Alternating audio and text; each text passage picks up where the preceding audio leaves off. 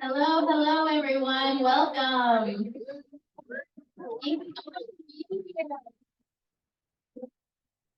Hi, everyone. It is now 10:12. Everyone in the back, I know you're eating, so take your time eating, but as you come in, please feel free to fill up all of the open seats. There's some extra chairs in the back, but make your way into the front as you eat and come on in. There's no specific seating chart. But we'll get started right away. Can we turn down the music? Yeah. All right, thank you everyone. Welcome to the Food Recovery Forum here at California State University, Northridge. My name is Aspen Coty.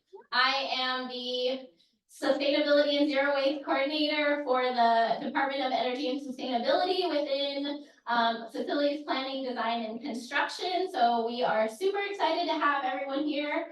I will be short in a quick land acknowledgement. As some of you are probably aware, we are not the first people that have been on this land. This land has been around for generations, thousands of years, and we always like to acknowledge the people that started this land and were the first real sustainability champions, right? So we want to acknowledge them and the people on campus that are living members of those ancient people of this land. So we just want to acknowledge the Tavium tribe and give them a shout out and thank them for their presence now and for thousands of years in the past. So without further ado, I will give it up to my amazing California Climate Action Corps fellow Shavarsh, who has planned this whole event from top to bottom and has done an amazing job. So thank you, Shavarsh, for being so amazing and doing this whole event.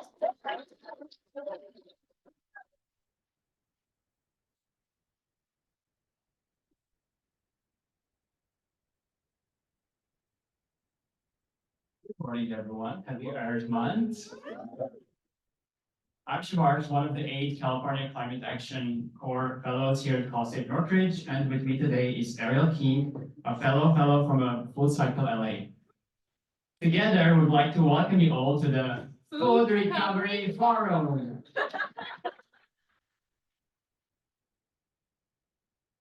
We have a great lineup of 9 guest speakers from 8 organizations and a packed agenda. But before we start, we also would like to remind everyone that this is a zero waste event. Everything is reusable, recyclable, or compostable. There are no single-use utensils, and there are very few printouts. And if we have leftover food, Metabytes, CSUN's push notification system, will send out an alert to students. For those who don't know, Metabytes is a collaboration between the Basic Needs Office and the Institute for Sustainability. It's a push notification system through CSUN's app, informing students of when free food becomes available on campus. If you're not yet enrolled in Metabytes, talk to our fellow, Sophia. Sophia, can you raise your hand? So everyone, thanks to CSUN's garden and the hydroponic food farm, we also have locally made fresh and organic produce along with light refreshments that will be provided throughout the event. Please take advantage of that. After each presentation, you, the audience, will have 5 minutes to ask questions. The forum is live streamed, and if you're watching us live, please feel free to ask your questions via Zoom. With that, I'll hand it over to Shavarsh to get things started. Thank you, Ariel. We have all been in this situation before. You have a big plate of food in front of you, and you just don't eat all of it. Normalization of food waste in our society makes it more likely to happen again and again and again, up to the point where we throw away 40% of edible food, which is the case today. Meanwhile, 1 in 3 families in LA County is food insecure. Wasting food isn't just a humanitarian or a social issue, it's also an environmental one. When food ends up in landfills, it generates methane, an even more potent greenhouse gas, which accounts for 8% of global greenhouse gas emissions. In comparison, the aviation sector only accounts for 3%. If food waste was a country, it would be the 3rd largest emitter of greenhouse gas emissions. In 2022, California State Bill 1383 came into force, requiring large entities, including us, Cal State Northridge, to not only sort organic waste, but to also recover edible foods for human consumption. For the past 14 years, through a partnership with Food Forward, CSUN has donated oranges from the grove to those who are food insecure in LA and Ventura counties. Last year alone, we donated 11,000 pounds of oranges. More recently, in a partnership with between CSUN's dining services provider, Chartwells, and the nonprofit organization FoodCycle LA, we started recovering surplus food from various dining locations. The rescued food is then carefully packaged and transported to local community organizations. We're happy to say that since launching the partnership in January, over 700 pounds of food has been recovered. With this, it is my pleasure to introduce our first speakers of the day, Amy Martinez and Rico.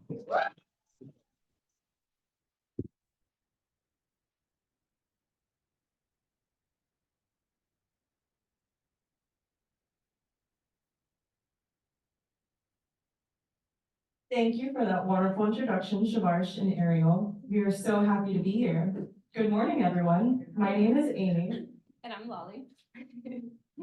And we are California Climate Action Corps Fellows at FoodCycle LA. Now, before we begin, I wanted to ask the audience a quick question. How many people in here like to eat? It's pretty much all of us, right? And that's a good thing because we have a lot of food here. So please eat up. This is a zero waste event. My second question is, how many people like eating 3 meals a day? Okay, some hands up, some hands down. Me personally, I pop 1 top ramen in and I'm good for the day, so I get it. This is my last question, then I promise we'll get to the presentation. How many people in here have gone to bed on an empty stomach, not by choice, but because they had no access to food? No hands up, right? Maybe 1 or 2. There's a lot more out there that do that every single day.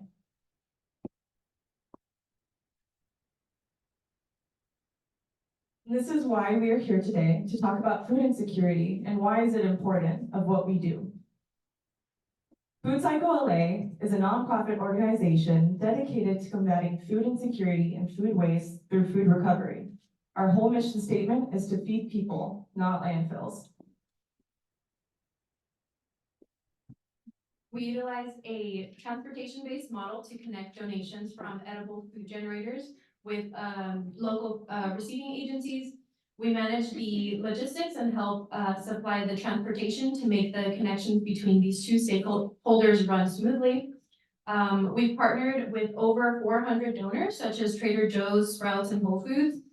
We've also collaborated with over 250 receiving agencies, including unhoused shelters, food pantries, churches, and truly any nonprofit organization that dedicates their time to distribute free donations to communities in need.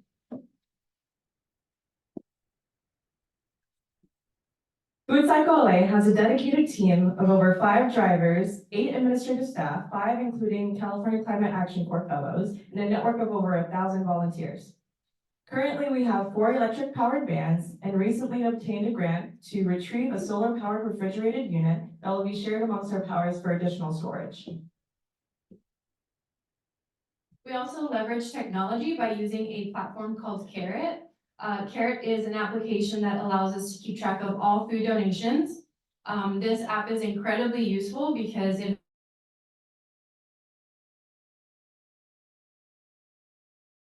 donors compliant with Senate Bill 1383.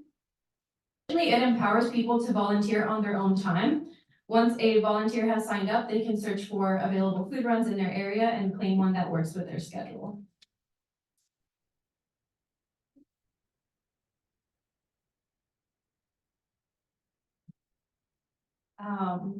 So as Shavarsh mentioned, in January of this year, we started a food recovery program here at CSUN. Go Matadors! The fabulous zero waste team and staff here worked really hard to make sure they coordinated everything. And we had all the materials necessary to facilitate the pickups.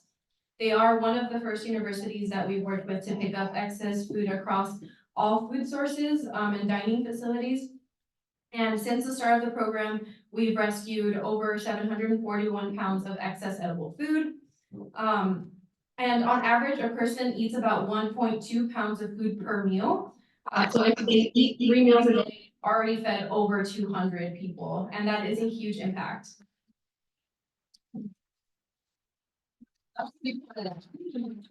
And the donations are sourced from a combination of their dining facilities as well as their various mercados scattered across campus, all consolidated at 3 pickup locations, including GMO's, the Sierra Center, and in this very conference center that we're in.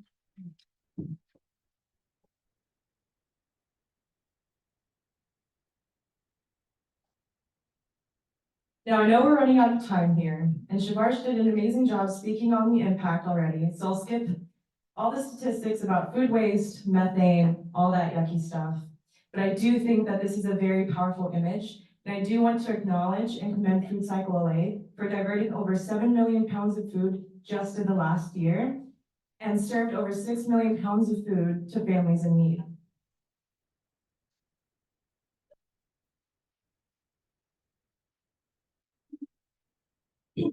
Now, with all that being said, we could use all the help that we can get.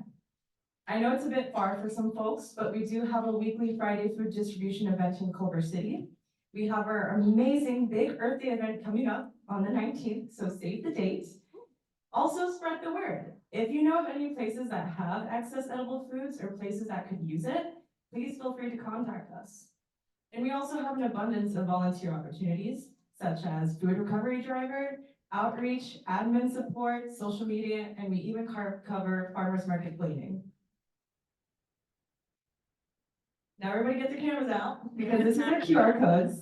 So if you would like to volunteer with us as a food recovery driver, if you want those other ways to volunteer, or if you just want to know more about us in our website, go to foodcyclela.org.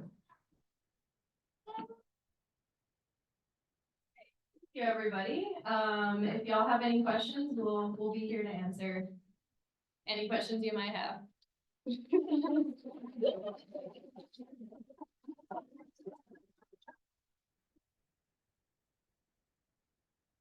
Anybody? Any questions? Back here. Oh, hello there. How do you address food that has potentially spoiled or gone bad?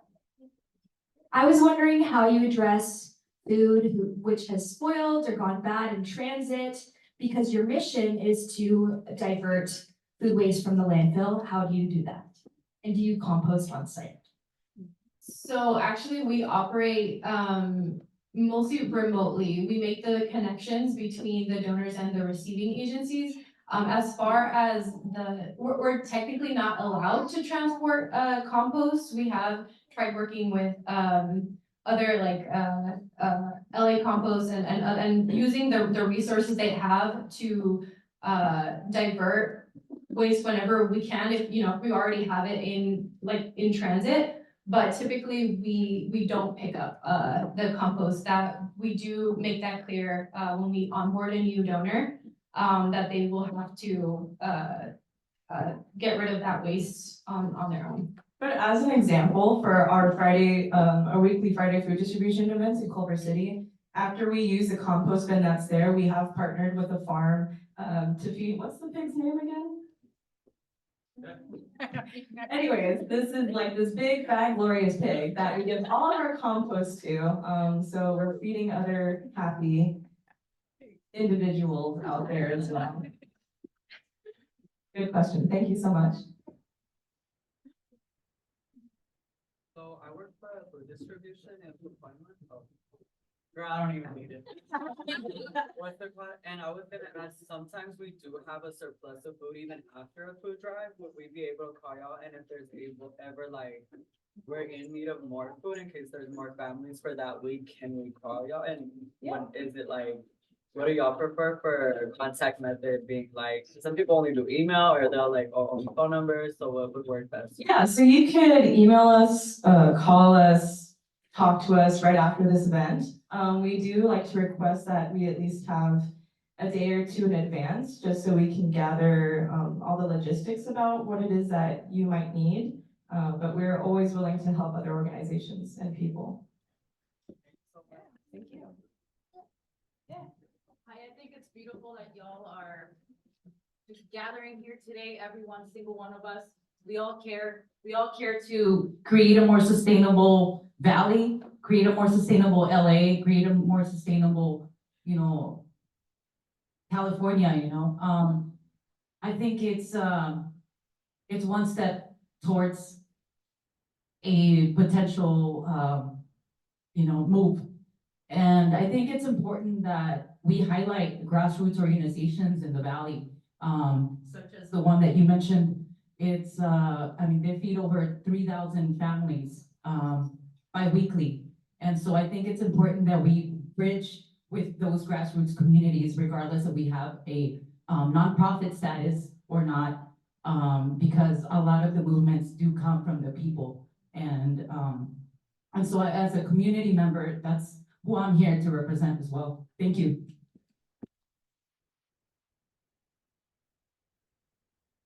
One more question to wrap it up. Thank you for the presentation.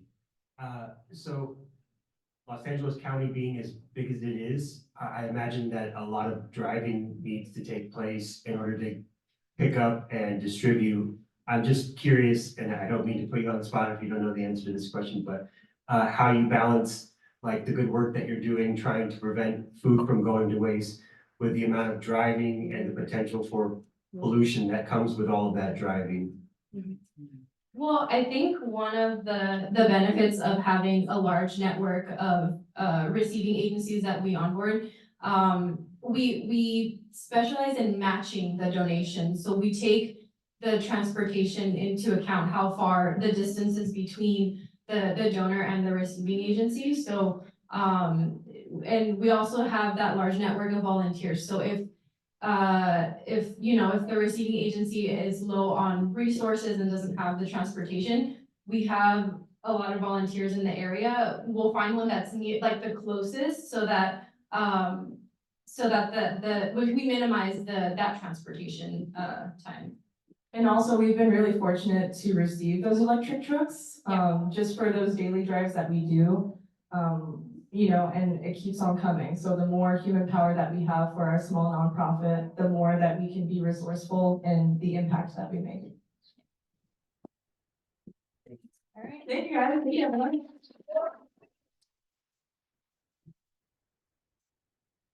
Thank you, Amy and Lolly, for all the hard work you do at FoodCycle. I was fortunate enough to be a volunteer at one of their events and see the magic in person. We look forward to our impact growing in the future. Coming up, we have a speaker from our waste hauler, Athens Services. Despite our diversion rate being over 50%, CSUN still sends an average of 4.25 pounds of trash to the landfill. every single minute. Together with our waste hauler, we perform campus-wide waste audits to understand contamination trends and educate our campus. As a sustainability specialist for Athens Services, our next speaker helps to advance Athens Services' environmental goals. Our prior work has been recognized by the National Recycling Coalition with the Outstanding Higher Education Program Award and the Waste Tax 40 Under 40. Please give it up for Kikei Wong from Athens Services.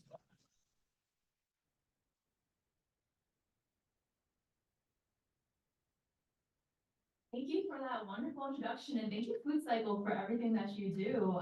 They're a wonderful partner with us, and we recommend a lot of our businesses to them to partner as a recovery network and to get food to people, not landfills. So I know a previous question was, what do you do with all that stuff that maybe has gone bad? And I have an answer for you.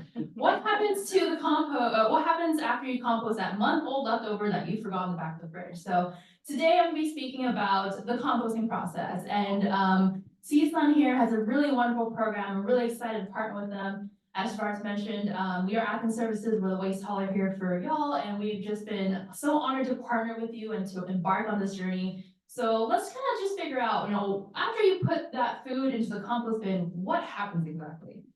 I'm not going to dive into this because we already kind of went over that, but we are your partner here in Zero Waste. We're your waste hauler.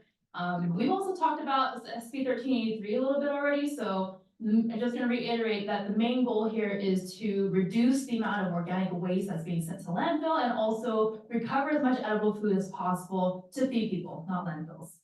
So what's going on here? It's actually, I have this really cute chart here. It's not as pretty in real life, but we're going to have pictures to show you what happens. So first step is, let's put organics into the bin. What do we take? We take all plant matter and food scraps, and 100% fiber-based food soil paper. We do not take bioplastics for a number of reasons, and I'm going to save any questions about that for the Q&A. We don't take any sort of grease, dog poop, foam, any sort of non-organic materials. The produce stickers is something that we see a lot. Unfortunately, we cannot take those because those are made out of plastic, they have glue residue, but that's one of the things that we most commonly find in our facility. All right, so once we take your compost, we bring it to our process building, we offload it into this thing called the tipping floor. Look, there's your sandwich. We found it, and it gets loaded in from the claw. I'm like really bad with the machinery names, but the claw machine, load up to the conveyor belt, and it gets sifted through. So it goes through the hopper. We start screening it. So there's something called fines and overs. So anything that's less than 3 inches is considered as a fine. It does not need to be placed through a grinder because it's already that kind of optimal size for composting. And it gets kind of moved immediately outside to what we call the CASP. The CASP, say that 5 times fast. The covered aerated static pile, and that's the pre-processing area. For the overs, the things that are larger than 3 inches, it gets additional screening because most of the time that's what we find, like plastic materials, things that may look like plastics, so your bioplastics, or sometimes we find bowling balls. It's really odd, but we find bowling balls sometimes in the compost bin. So we remove the contamination by hand, and there's also a large magnet overhead that can just kind of grab all the metals like cans and whatnot, and we actually take those to recycling. So non-compostable materials are removed, the overs are moved out of the building towards the next process, the grinding process. So like I said, the 3-inch fines is kind of the optimal size so that they're all kind of the same size. It deteriorates at the same rate. So it also helps with the oxygen flow, the decomposition process. And you no longer see your sandwich anymore because now it's been grinded into pieces. So the pre-processing time is when the fines and the grinded overs are combined, and we place them into rows. And what we need to do is to bring up the moisture level to really kick off that decomposition process. So it's soaked with recycled water and its moisture percentage about 50 to 60%. And now we bring them to the actual cask area. So the cask consists of a giant concrete pad that you see here in the image. And below it is built in with a forced air system so that we can oxygenate that material. It also has a lot of control mechanisms in case of anything, so there's liners, leachate collection, and sort of recovery systems to capture any sort of excess moisture and to bring that back into the system. Again, to get to optimal composting, you really need a controlled system of that 60% moisture rate and a temperature. So I mentioned that ventilation system. What does it do? So it pumps in the air and kind of replicates that turning process. So we don't have to manually turn it. The air kind of does it for us. We maintain it at about 131 degrees Fahrenheit for about 72 hours to remove any sort of pathogens, any icky things that we don't want to bring back into the soil. So that's what it looks like, a huge network. And here is a closer look without any compost. So you can see all those little spargers is what they call it, the little hoses of air. So that funnel it in, and we also have probes there to check the temperature to make sure, again, it's at that 131 degrees for 3 days. So the probes are kind of stuck into the ground, and it's all like a machine or computer that helps us control that temperature. Then we go to turning and curing. So like I mentioned, we try not to do the windrows right immediately because it kind of invites vectors to like sit on the piles. But after it has cured for 3 days, we do use this machine called the scarab. Wow, so cool. Big machine, we love it. And it turns the materials 2 to 6 times to help kind of welcome that decomposition process and to kind of accelerate it. So at this point in time, after it's cured for 3 days, we move it to another storage pile and turn it, and it sits for another 30 days. And the final screening here is the McCloskey trommel screen. We have names for everything. So this 1/4 mesh screen, 1/4 inch mesh screen helps us kind of pick out anything that may not have decomposed in time. Maybe there's a little chunky. So anything that's smaller than 1/4 inch is marketable compost. That's the stuff that we do want. Anything that's too big, we call that an over. It kind of goes back to the processing, goes back into the system, and then once maybe next round it becomes 1/4 inch less, then we can market it and finish as compost. So at the very end, we have this amazing nutrient-dense material called compost, and it helps with moisture retention and nutrient retention. It has disease-preventing properties to really help promote healthy soils. Once you mix it in with your native soils, it promotes resilience, stronger plants.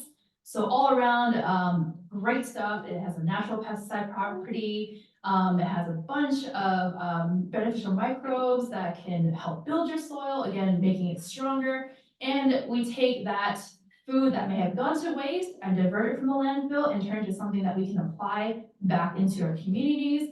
And the bonus is that all of our compost is OMRI listed, so it's the Organics Material Review Institute and is licensed by the California Department of Food and Agriculture, CFA. We love acronyms here in the waste industry, so it is listed as organic, so we can sell it as organic material to farmers, which has a higher value. And again, we bring it to communities to distribute at our cities.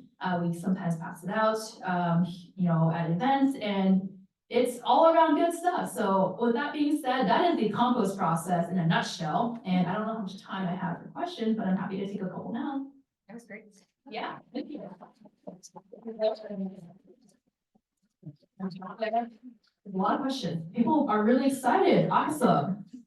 Quick question. Do you add carbon sources to your compost, or is this all just kind of the green waste? So this is green waste and food waste that's coming in from our communities. We don't add anything particular that I am aware of. So it's all coming from communities.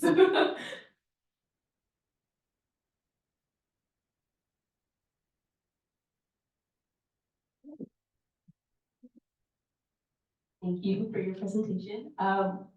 Where is the processing facility located, and how often does the finished compost get distributed to the public? Yes, so our facility is located in Victorville, and the community events vary by cities. So sometimes it's a quarterly basis, sometimes it's especially during Earth Month, it varies.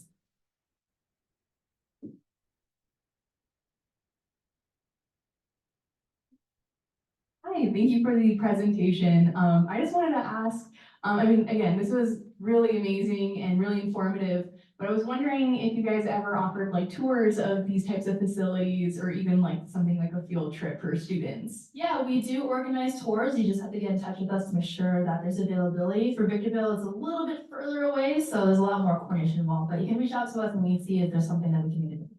Perfect, thank you. I'm gonna. Hello. There you go. I'm gonna cut in right there, and answer that question a little bit more. Actually, last fall, all of our CCA fellows on campus and our sustainability team, drove down to Victorville and toured the facility, and we actually go to their other facilities on a normal basis, during our waste audit, so good question. And I'm happy to take any other questions afterwards. I'll be sticking around, so thank you for having me, everyone.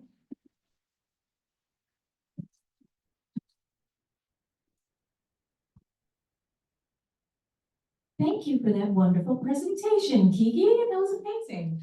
Our next speaker is a compost manager at LA Compost, a community-based organization that provides composting access and education. Since 2022, in partnership with LA Compost, CSUN hosts one of the compost hubs located right across from our garden. The hub helps to increase accessibility to campus and composting. LA Compost has successfully connected our community to the soil and to each other. Please welcome Andreia Torres from LA Compost.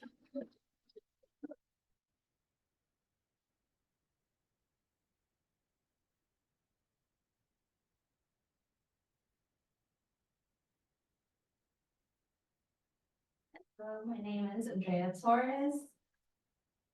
So LA Compost, like you know, we are present on campus and we also have a couple hubs throughout the San Fernando Valley. So a little bit about me. In 2018, which is this first picture, is when I first got introduced to composting at Cottonwood Urban Farm, which is in Panorama City. In 2020, I was an early childhood educator and was brought on board with LA Compost as a compost manager. So I was able to fulfill more of leading the compost build every Saturday. And in 2023, I worked at MEN, and so I was a community ambassador and a compost manager. And this year, I became the regional coordinator for the San Fernando Valley.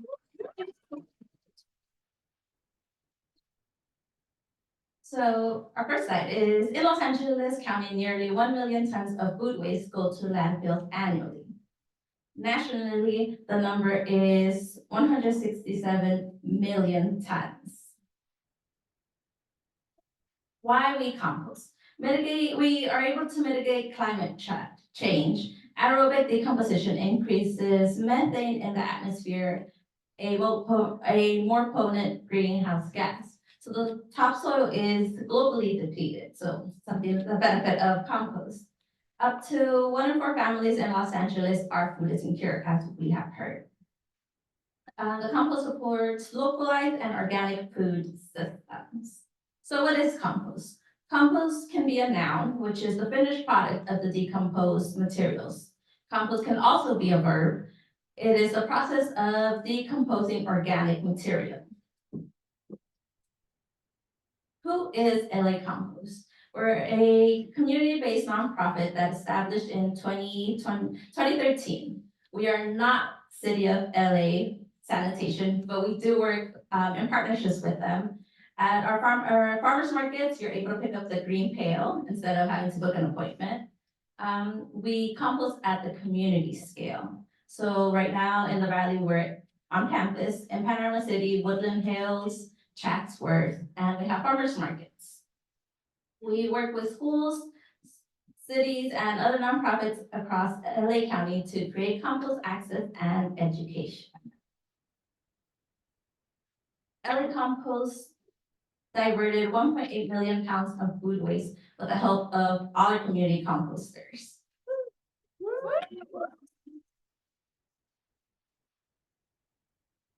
So a little bit about Cottonwood Urban Farm. We're open every Saturday from 9 to 12 for community. The first picture shows an individual who collects food scraps at their household and walks in on Saturday, weighs it on a scale, writes it on the whiteboard, and drops it right into our windrow. The picture below it is 2 of our compost managers who take those totes from our 24-hour drop-off window, and they help process it along with volunteers. So what we use for our windrows is we source tree trimmings and mulch from local tree trimmers. So they're able to drop it off to us for free. We're able to use all of that on site on a weekly basis. The next photo over is a workshop that Hang the Beat hosted. So we had, it was weeds as food and medicine. We're able to see local weeds and what the nutritional value is, how we can actually eat them, and try out new recipes. We tried mallow tea and stinging nettle pesto, which was amazing. And the bottom picture was another free workshop we had, which was fermentation. So a lot of people who wanted to learn about fermenting and how to make those food scraps last a little longer, get a new recipe, were able to take part in that. And our newest addition at Cottonwood Urban Farm is our soil lab, our community soil lab. People are able to take samples from their compost or the gardens they grow in and see what's living inside of it, what can be added, how can compost be added, or anything else.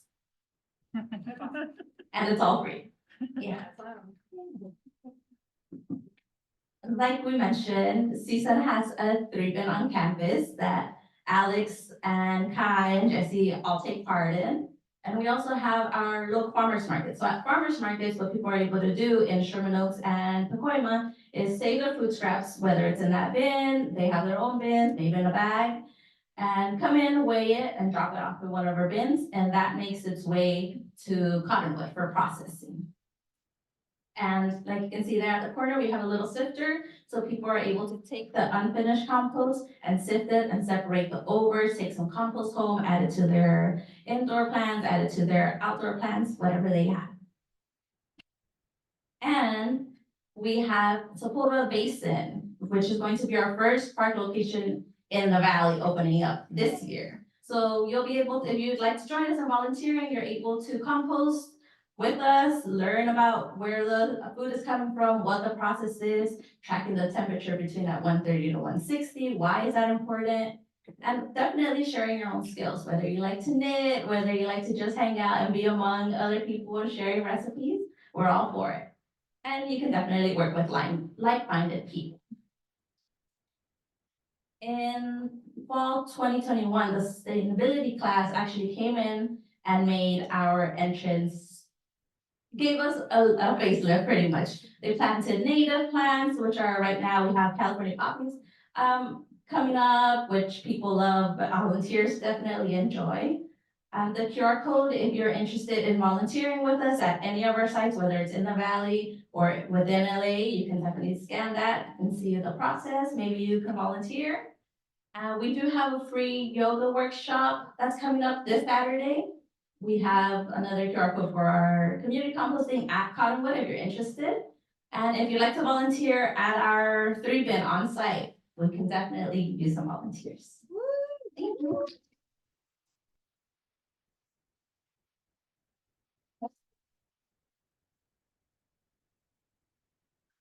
She said, I know you. We don't want to hear from you. It'll make it clear for the listener. Oh, okay, then I'll just do that. I know that Pacoima in the next 2 weeks, they're gonna have like 3 farmers markets. Is that one that y'all are involved in? We're at El Nido. Oh, okay. Yeah, so we're there every Saturday. And I was gonna say too, since y'all are interested in, planting, more native plants, I'm part of the American Indian Student Association, and sometimes I work for the tribe of San Fernando. This Sunday, they're gonna be, planting more plants at the Rudy Ortega Park and learning about butterflies and what they do in the area. So in case anyone's interested in that, let me know. Thank you. Thank you. I also wanted to, just share as a resident of the San Fernando Valley and just the beautiful work that CU Farm has been putting in for the past decade. When I first attended CU Farm, there was just a beginning orchard and they were beginning the transformation of the soil, right? The microbial health of the soil and, building it. And, it was really beautiful. And I, wholeheartedly believed that there was something beautiful about to happen. And, you know, just the immensity, that the work that it takes to work with the community and the work that it takes to work with local organizations, and people like LA Compost, you know, and the collaborative effort. I mean, it goes to show how much we can move forward in just a decade, right? And so I think that what I'm seeing here is that without community, we aren't unable to make that progress, right? So I just wanna give a shout out to y'all because I've gone to your site, gotten compost, sifted through the compost. If you don't sift the compost and you take some compost home, and it's a bit more costly, but basically you can sit there an hour and sift through it and get some compost for a couple bucks and, you know, build up your little box, build up something that is edible, that is grown, that is fresh, you know, and just by increasing even 20% of the material that you're, the food that you're consuming, and that 20% that is coming from a local source is amazing, and your body thanks you for it. So anyway, I just thank you. Thank you.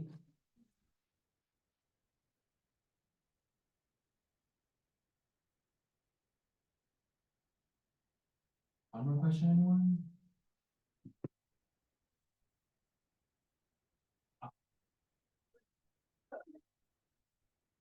Hi, I'm just wondering if you've seen numbers change as far as like how many people drop off compost at farmers markets now that LA, you're allowed to, depending on where you are, allowed to put compost in the green bins, or your, like the residential green bins. For the farmers markets, I would say people are, it's the first time they're able to ask those common questions, what can go in there? Can I put my bones in there? So that's also an opportunity for us to educate, whereas community compost, with LA Compost, we don't take bins because we are in small spaces, community spaces, whereas the green bin, you can throw in the bones. Yeah, so it's definitely an opportunity for learning.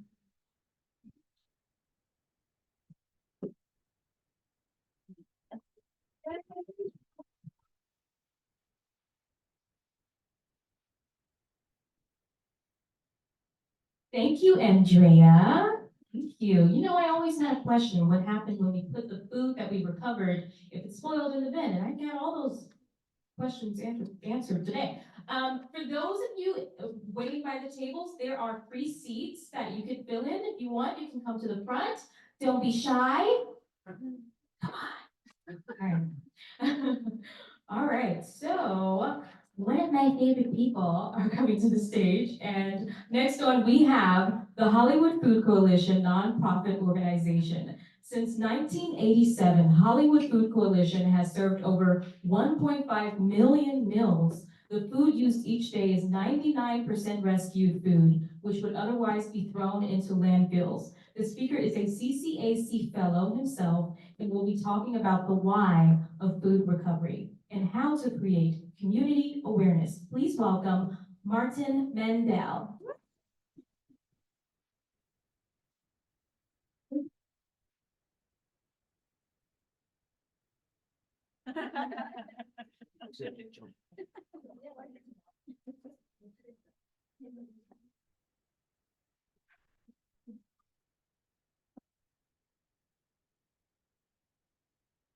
Used to a classroom, not just speaking on it. Might be a little off. All right, so my name is Marty. I'm from the Hollywood Food Coalition. And so we are a food recovery organization, and we are also a community dinner. The dinner is the basis, the emphasis of what we do. The food recovery side is only a few years old. And so we're still kind of learning on that process, but for the most part, we are bringing in food and distributing food on a daily and weekly basis. The turnover rate is quite high, so we're going to try to go through that really quick. All right, so the mission statement for the Hollywood Food Coalition is to feed and serve the immediate needs of the hungry every day. So because Ariel had pointed out that we serve meals every single night, and it's been happening for the last, I think, 37 years, since 87. So, so we can build better lives. Okay, our vision is that the city where everyone has food, community, and support. So who we are. We welcome everybody and we welcome any type of food that comes in, okay, and it's all going to the people. Okay.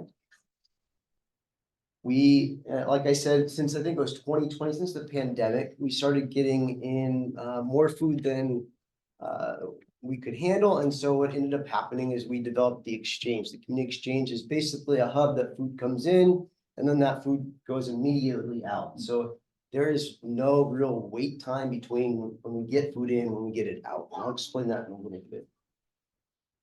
And then from the care side, the food is kind of the basis of what the Food Coalition does. And so that kind of segues into trying to get, once people have food, to give people other resources. The kitchen or the community dinner actually has UCLA come in, local medical, there's eye care, there's dental. So there's all these other programs that are kind of resources that are provided to people that are coming in for the dinner. Okay, our programs, these are our three main programs I'm going to talk about. Community dinner, again, is the main emphasis. It's been happening for over 3 decades. Okay, the community exchange is where I'm predominantly working, and it's just a food hub. We have 3 drivers that come in and drop off food daily. It's so much food that we have to actually, sometimes we do have to compost it because it comes in, we get pallets of this stuff. But most of the stuff that we get in is fresh and it goes immediately out. Okay. And then the last thing we do, again, like I was saying, is community wellness program. These are like hygiene kits that we hand out. It could be food, it could be clothing, like socks and warm jackets. It just depends on what we get in from donors. Okay, so what I'm going to talk about is the abundance dilemma between food insecurity and food waste. And this is kind of what the why of why we're doing things. Okay, so this is the people that we are affecting, and this is kind of like the impact where we see over the last decade or so, it's kind of gone down, then all of a sudden it's spiked up again. And a lot of this just, again, reasons that are a lot of variables that I can't really explain, but I think if you kind of just look at the trends right now, we do have a high amount of people that are experiencing this. And it doesn't just affect low-income communities as well. It affects everybody within the community and its surrounding communities as well. So, and again, this is why we are here. This has already been stated that the waste that is produced, and most of this is not waste that is non-edible stuff. It's edible stuff that can be saved. And so this is the possibilities that we're trying to mitigate. We're trying to get this food that we have that we're coming in, whether it's from individual donors or big wholesalers, we're trying to get this food in and out as quickly as possible. Okay, so we have 2 solutions to this dilemma, and it all starts at the household. We try to ignore the fact that there's all these other companies out there that are having to deal with their stuff as well. We try to focus on the household. Okay, so it's kind of a mindset shift in the fact that we have inedible food that we don't have this idea that it's just going to go into the trash can anymore. We're trying to get it away from landfills. Okay, so we're trying to get people to get it into those green pills, get it into the green trash cans, and get it out to Athens, and Athens does its job. Okay, and from the community side, we can get some of that compost, that whether it's from Athens or from LA Compost or from our own compost bins at home, we get it to our own gardens or community gardens in the area. A lot of this is very decentralized. It's trying to get more pockets of people doing this. And again, it's a shift in mindset. Okay, from our point of view, we're trying to get that edible food, okay, out to communities. Okay, and so the community kind of gardens and the composting and the edible food kind of come full circle together. That's kind of the main goal. Again, it's still work in progress. So, okay, at the Hollywood Food Coalition, what we're trying to do is go from the donor to the Hollywood, the exchange. And what ends up happening in this process is Charlie's is one of, I've gotten different numbers. I've gotten anywhere in 2022, it was about 360 plus. It differs every year. From my understanding, there's about 500 or 600 now donors. And again, this can be individuals that just come in and drop stuff off, as well as places like Charlie's Produce. They're big wholesalers that we drive out to. Their pallets that they get in would normally just go to the landfill, okay? And it's much cheaper for us to go out, get this free food and bring it back, and either goes to the kitchen, which is again, the main idea is to get it to the kitchen or the communities. So that's where the red building there, the brick one, is the exchange. And we are in Hollywood off of Santa Monica or so and Vine. Okay, the second part of our process is we inspect, sort, weigh, and then load. Okay, so we inspect all the food that comes in. During my research with what we do with how much food is actually coming in, half of it, 50% or more, is produce. So it's not just like prepared foods. It's not just, stuff coming from bakeries. And that stuff we do get. Majority of it, over half of it, is produce. Okay, so we inspect it, and then that last one, number 6, is us loading it. We build orders. When the food comes in, we build these orders, and then it goes right back out to organizations. Okay, we look backwards. And then the last, we go exchange to the community dinner. Again, this is our main emphasis, to get food to the people in the Hollywood area. So that's our main emphasis. And then these are organizations that come outside of that. Okay, so this is beyond the kitchen. And so I'm gonna just kind of go through really quick some of the organizations that we do help out, and just because there's a broad range of them. Okay, so this is Acción Comunitaria. Okay, and they're a group of parents that they weren't getting what they needed from the local area, whether it's the politicians or the government or the businesses. So there's a group of parents that got together and they just started getting in food, and they had a desire to get food to their communities. And the Hollywood Food Coalition was one of those organizations that is supplying their resources of food. Okay, we have the Village Family Services, and they're basically, they help out foster kids. They help out kids that are going through maybe a little bit of homelessness, and a lot of it has to do with kind of their main goal is to protect children from abuse, preserve families, and build a stronger, safer community. So they are bilingual. They again support homeless youth and foster kids. Okay, our next one is Vegans of LA. Okay, and their main idea is to use food as a universal right, and so they are the first vegan food bank in Los Angeles, and from my understanding, possibly the US. Wow. Okay. Next one we have is Aviva Family Services. And they provide, oh, my bad, that's the second one. Hold on one second.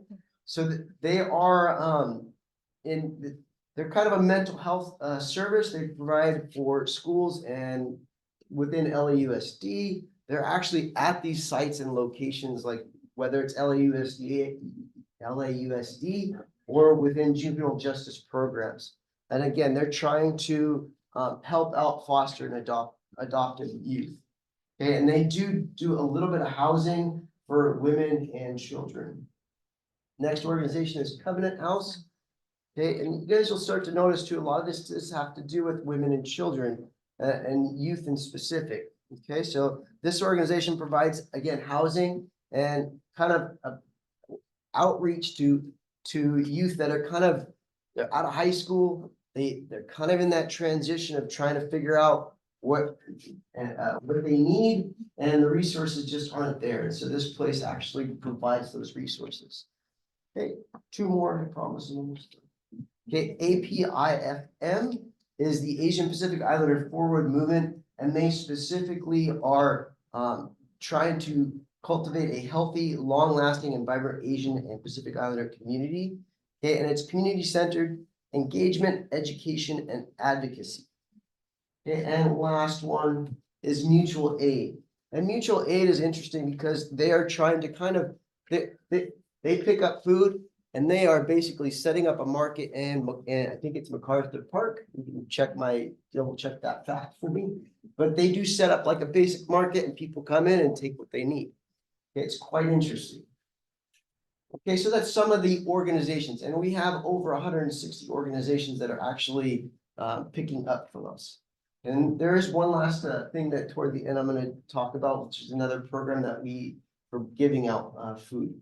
Okay, the last thing is, or last couple things is, as a food recovery organization, we're trying to solve two problems with one solution. The first problem is distributing food to communities in need. Okay, and so that's part of what we're doing. Okay, kind of an indirect thing that's happening, and we've already heard about this, is we're diverting food from landfills. Okay, less methane is released, and the reason that less methane is better is because from my own research when I was trying to, and this was kind of my interest, is the fact that methane only stays in the atmosphere 12 years. So the more we can get it out of landfills, the less methane we have, the quicker it is for the warming effects to actually subside a little bit. Okay, and then the overall goal again is to get food to healthy people, clean the air that's in the area. Okay, and that way we can sustain the communities and health in Los Angeles. Okay, and then this is just kind of what we did in 2023.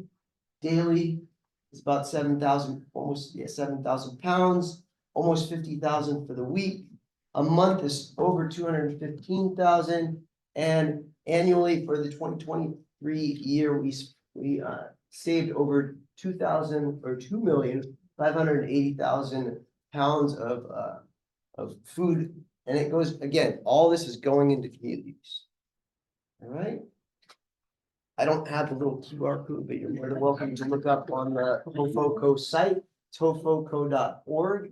And again, come join us at the community dinner or the exchange. They're different atmospheres. Okay, but again, we're trying to get food to the people. And this is kind of our weekend program. We have lunch bag events that we come and build lunch bags, and it's all over. Different organizations build these lunch bags, just sandwiches basically, and little bits of food like snacks and things. And they go directly out to the communities, usually on Saturdays and Sundays. But anyway, that is it for me. And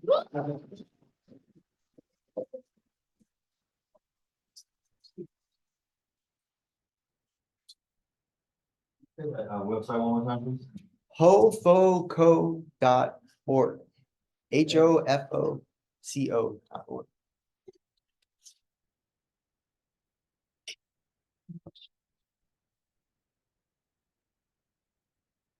Thank you. Yeah. So the process that you've outlined Yeah. looks very straightforward, but I Yeah. assume Yeah. that bureaucracy gets involved at some point and potentially makes it more challenging for you to do what you're trying to do. I'm just wondering if you have any advice for us as voters about how we can support, and this may be a question just for everybody in general, how we can support through the political process these what you're trying to do and make it easier for you to connect the food that you're recovering to the people who need it. I'm not sure. I think there's people within the organization that would be able, if you contacted the HOFOCO, that you would be able to, they'd be able to answer that question a little better than I could. Yeah. Thank you. Yeah. One more question?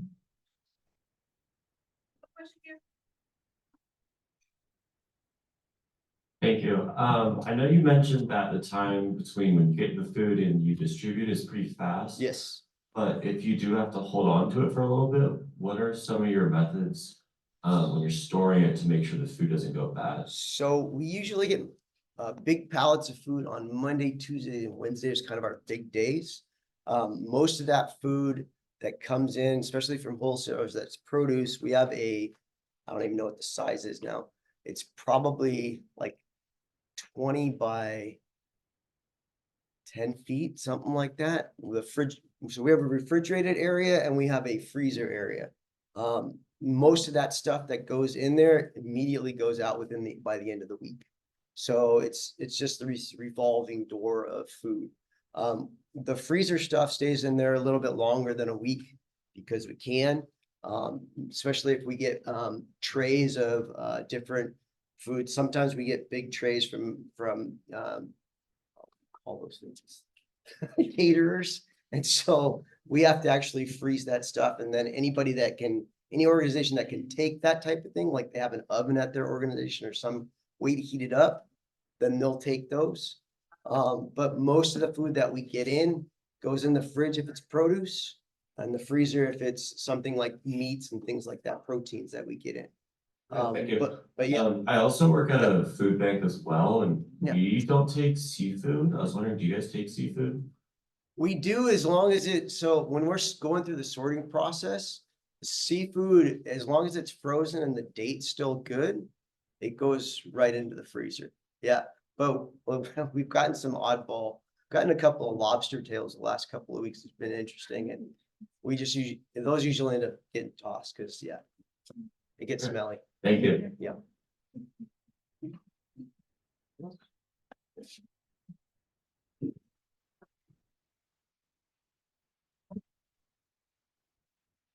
Martin. I think it's high time for a break, so we're going to have a 20 minutes break. Let's be all back here at 11:30. Yeah, we're going to start with an energizer activity led by one of our own CSUN alumni, Sai Puti.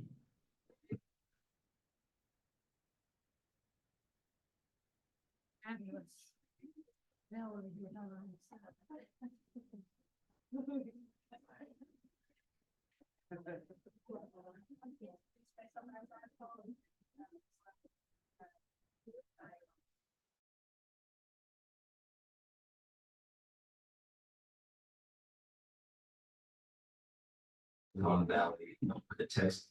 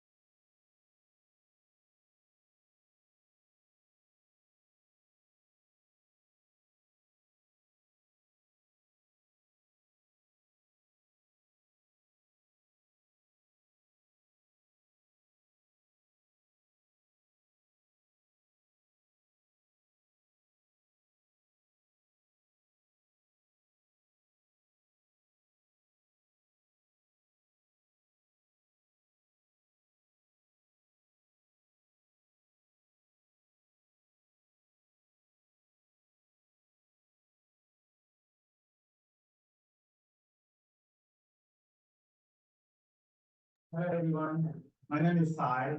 Here for a quick energizer. I know we've been sitting for a while, so let's stretch and then kind of dance for a bit.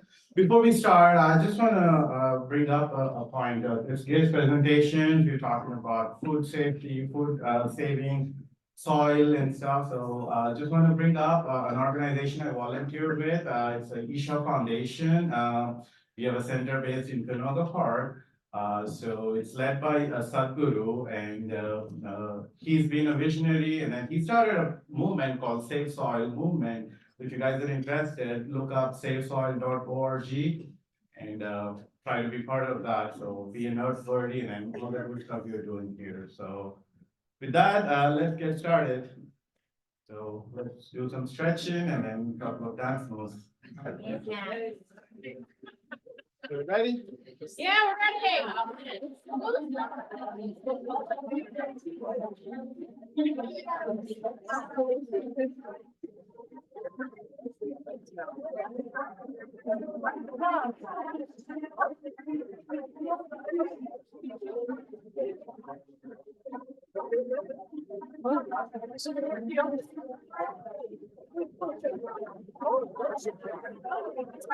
I got it.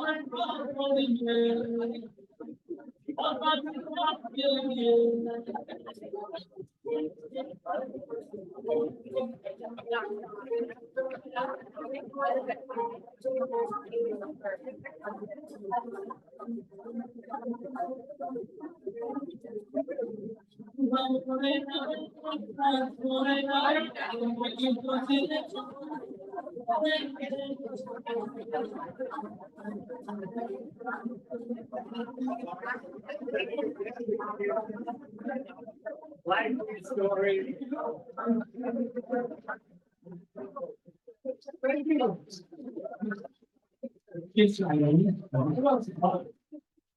That was fun, wasn't it?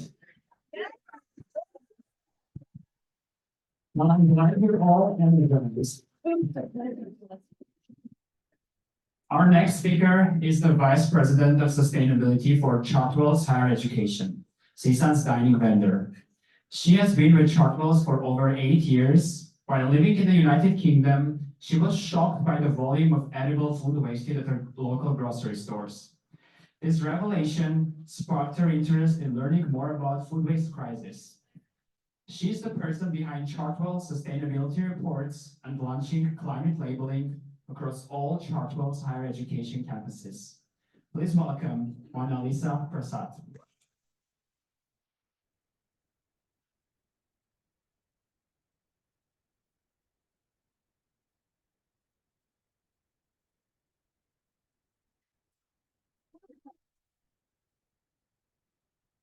Don't know how I'm gonna follow up after that, honestly.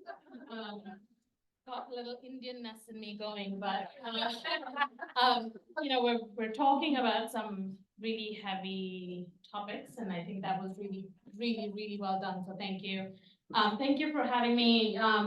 Great introduction of myself, and I was about to talk about why I'm interested in this space and what really got me in food and sustainability. So I was actually working as a student at University of Surrey, where I was doing my master's.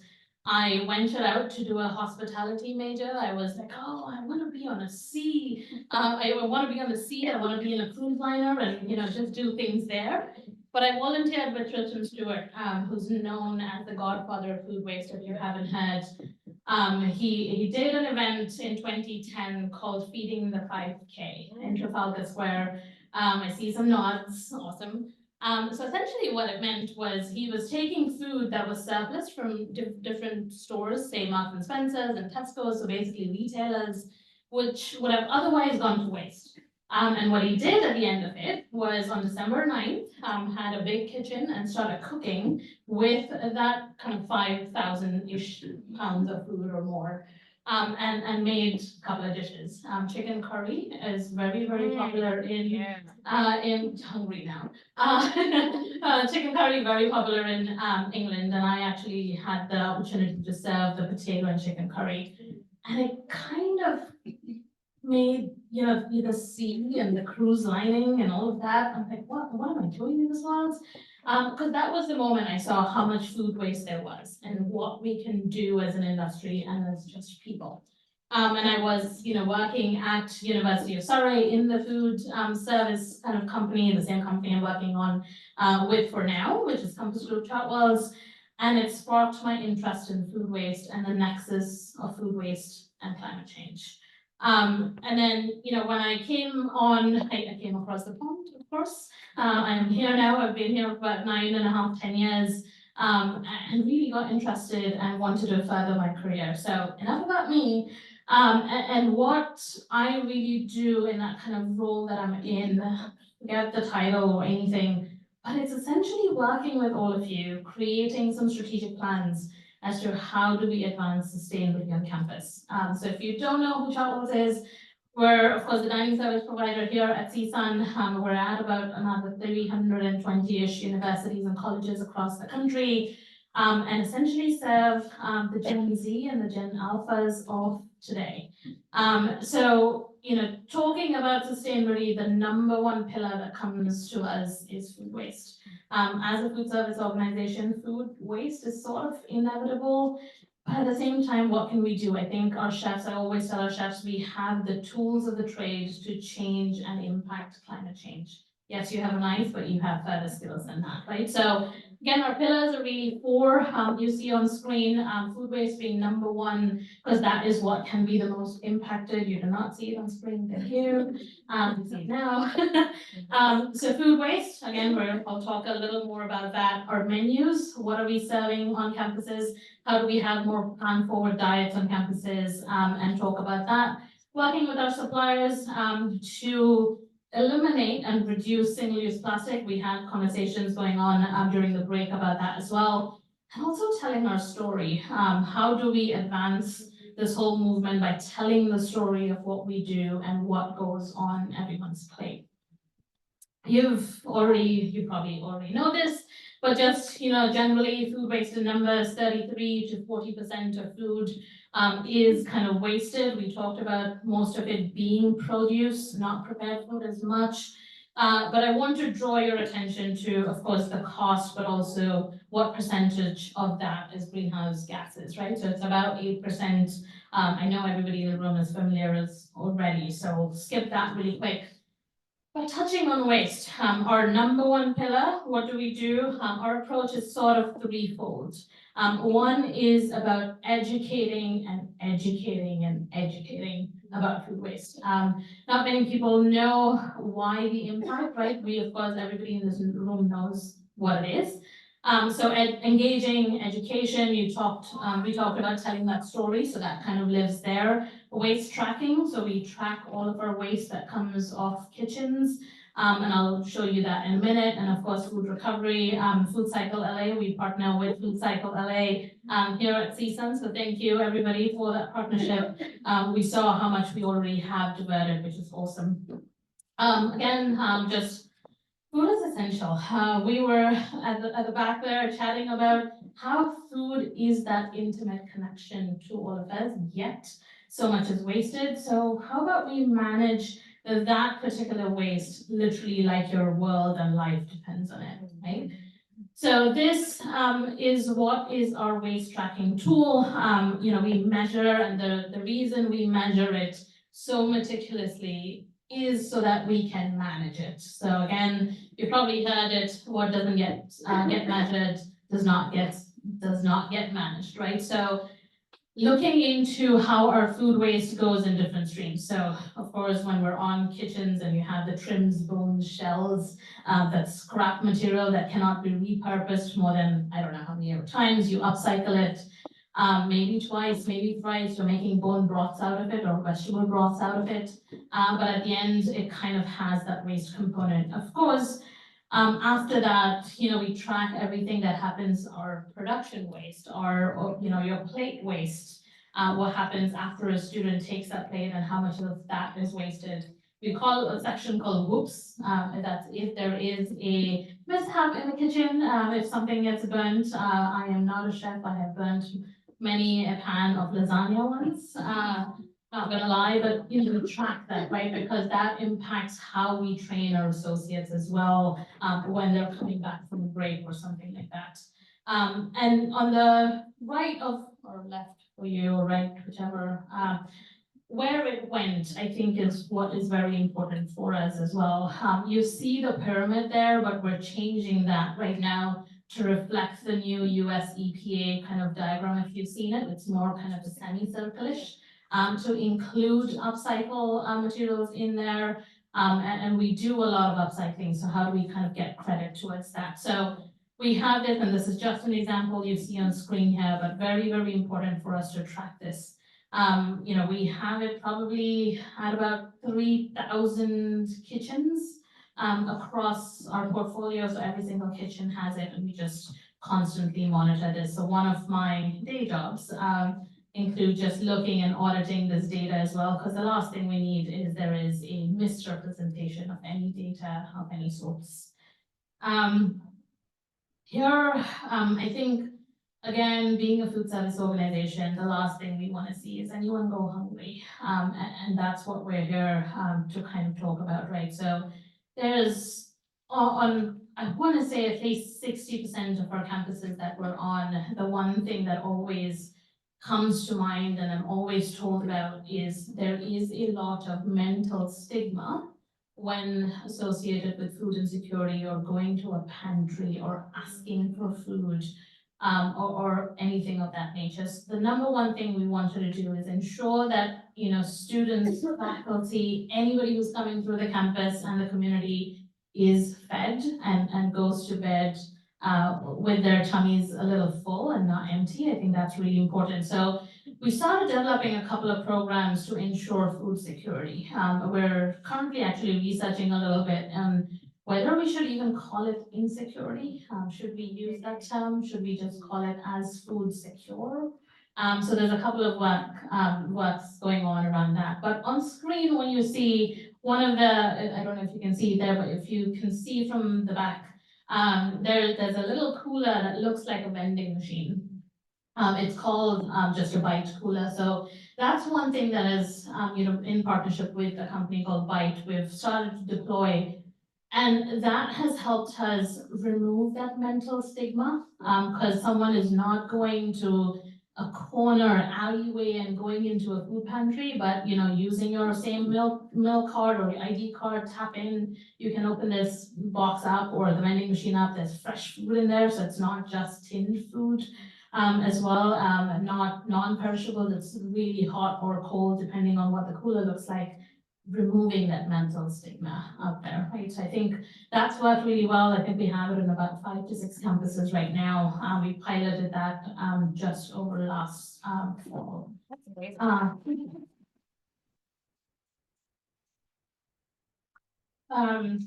on the kind of middle, you see that C there, right?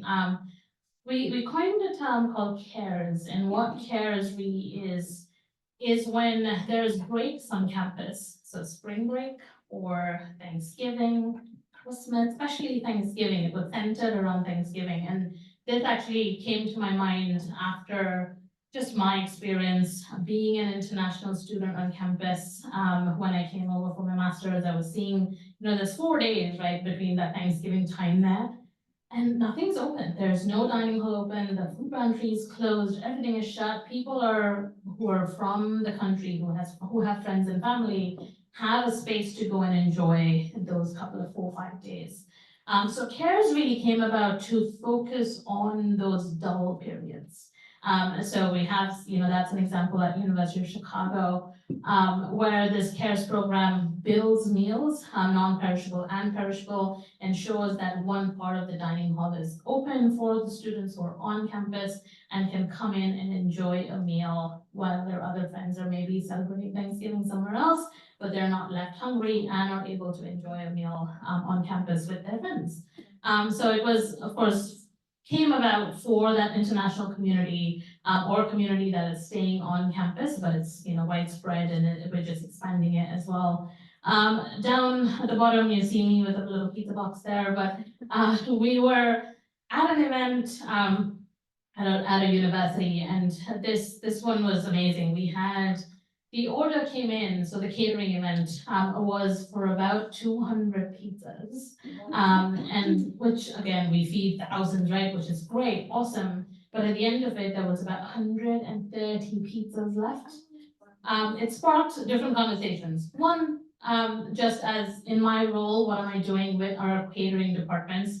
How do we ensure that that system is a little better and we're forecasting well? And we're like, okay, if if the university is coming and telling me that I have 200 pizzas, how many RSVPs are we actually going to get? Maybe 20, maybe 30, just making a number up here, but how do we adjust and tell and inform the client as to, hey, 200 is a little too much, how do we scale it down, right? So that was a conversation happening. But why I want to highlight this is we called one of the food partners, this was in Houston, we called one of our, similar to FoodCycle LA, called one of our partners and said, hey, what are we doing? Can you come pick up these 130 pizzas that are left? We'll store it in a hot box so it's food safe and quality is maintained. They came in 20 minutes, fed not millions, but I'm making that number, but yeah, half of our Britishness comes out. But it fed, it was about, I think, 200 people in the shelter and at home, which was amazing. Nothing that we thought would happen. Nothing we thought would ever need to happen at this event. Literally did not imagine it. I got a call, at the end of that event. Luckily I was on campus. I don't live in Houston. I was on campus that day. And I just made some phone calls and did the trick. But I think what is very important, we heard this throughout, I think the theme is collaboration is key and partnership is very important. We could not do anything of this nature without partnerships with our clients, partnerships with community. It goes a long way. And that's why I think when they say the world for sustainability is a small world, do not burn bridges, right? And it all comes a full circle. And it really shined that day. It was just so heartwarming. But just a couple of examples to show you as to what we do on campus. And then when we've spoken about this, and I know we started the session sort of talking about FoodCycle LA, and I was so pleased when I reached out to Samantha and John Fisher, who are operators here at the CSUN campus, to get the numbers. I think it's more than 718. It's about 740 something-ish pounds food rescued, which otherwise would have gone to waste, which is awesome, just brilliant stuff.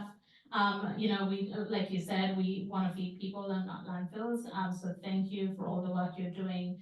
And if there is any way, and I will come and talk to you at the end of it, because there are a few tidbits that I got that I would love to explore partnerships on, but the one thing that we also did is, especially during COVID and post-COVID, if you've been on campus, you probably have seen the joyful events that take place.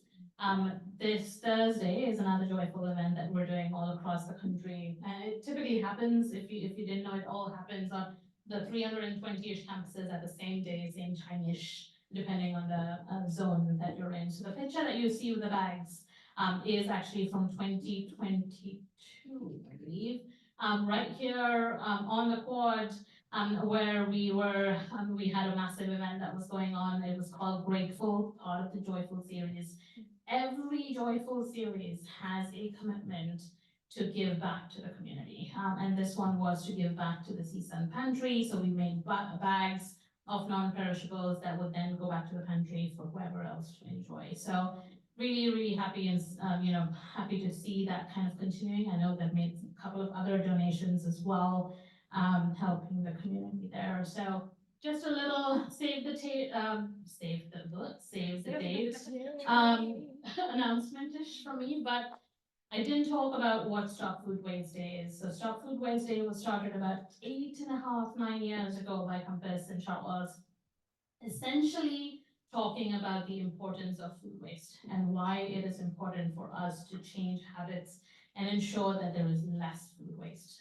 So it's really engaging here with, I want to say, touched about 2 million people across the globe. Again, it happens on the 4th Thursday of April, so right after Earth Day usually. It's kind of very deliberately timed that way. And we just do a lot of events, either on social media or on campuses, just educating people and educating associates. And the reason I say associates, and this one, I'll bring it home here, I was the director of sustainability before my role now at a university in the East Coast. I used to take this event to heart and do everything I could but focus on the associates and say, hey, when you're going back home, ensure that you're not wasting food. A couple of years went by and literally so many associates, when I say associates, they're all our employees, who came up to me and said, I learned something from you. I learned 2 things. One, to always switch off the light after I leave or before I leave the room. I was like, oh, good for you. And the second one was making sure that I'm taking care of how much I'm purchasing and how much I'm making so I don't have food waste. Because now I understand the impact of food waste, not just because I'm wasting resources, but larger impact. So really heartwarming stuff. This is why I love what I do. Thank you for having me, and again, George, thanks for organizing it. And yeah,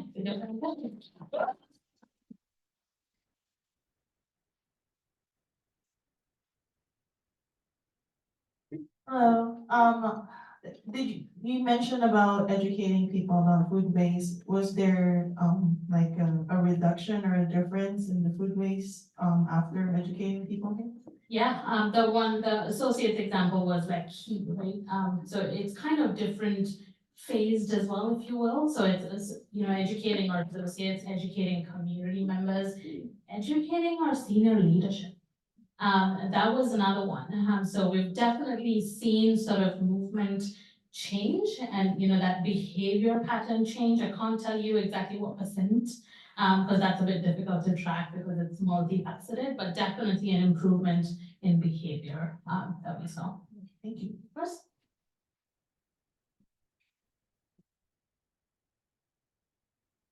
Hi there. I had a quick question about the Bites partnership. Beautiful design, and I can see how that functions and it works. So that's something that's brainstorming in my head as well. But what food is in there already? Yeah, that's a really good question. So we partner with the university to determine whether A, is the bite full of hot or cold, because it depends on that. And then we actually package the food depending on whether it's hot or cold. It's not leftover food. As of yet, but that is the next step. That's where we're aiming to go. As of now, it's us preparing meals just for giving it to the community. So our hope is to take surplus food that's edible and safe, package it in a way that it's gone back into the coolers. And it's very strategically kept as well. The coolers are in dorms. They're not in areas that we operate, we partner with kind of residential life and student departments on campus, and they kind of take the ownership of that, and we just replenish the food. Just to remove that stigma away as well. Beautiful, thank you. Hi, I have a question on Zabo audits and waste tracking. Have any like specific changes been made to improve waste, food waste in the locations that are being audited? That's a great question. Yes. This is sort of an internal thing, but you know, what we did this year is aligning with March Madness. We created a March Madness competition for all of our universities and campuses across the country, basically determining a winner of who tracks the most, because tracking is important, and not just, again, that's why I ordered the data. Tracking is important because I don't want you going at 11:10 p.m. every single night and putting a number, right? So that kind of got eliminated, but to also make sure that we're reducing food waste day over day or month over month. So we did, based on that specific, we're looking at January, February, and March. It works a little different for us because, of course, January, half of our universities were closed. So how do we kind of make sure that the data is oranges to oranges and not just apples and oranges, right? Comparison.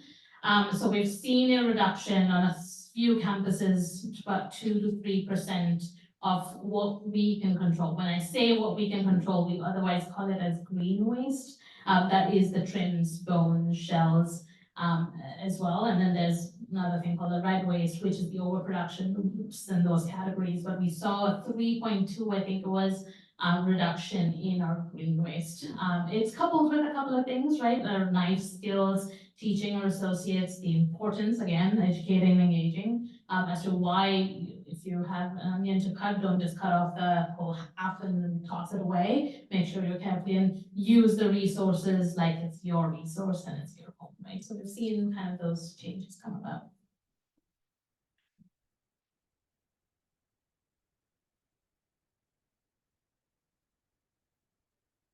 Hello, great presentation. I actually work in CSUN Student Housing Residential Life, and I know that you mentioned having the bites in housing. Is that something that is in the works or in the planning stages to implement, or is that something that's currently being done at other universities separate from CSUN? It's the latter, where it's currently done at different universities, but happy to start the conversations here. And I think it'll go a long way on every campus, right? My hope is to have it on every campus. Happy to start the conversations and see where that takes us.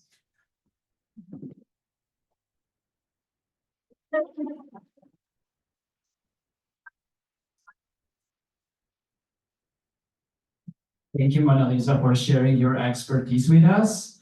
Our next speaker represents the Food Recovery Network, a national nonprofit with a mission to reduce food waste and combat food insecurity through the recovery and distribution of edible food waste. The organization unites over 6,000 college students, food suppliers, farmers, and local businesses across the nation.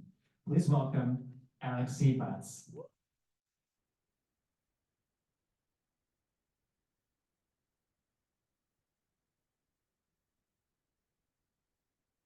Hi, everyone. It's been a long time since I've used a microphone, so hope it's okay. My name is Alexi, and it is such an honor to be with you all today for the first CSUN Food Recovery Forum. I certainly hope it's not the last, and thank you to everyone involved for making it possible. Woo! So, I'm here today representing the Food Recovery Network, not as a current student or employee of FRN, but as a former alum of Scripps College, where I helped found and then run our chapter for 3 years.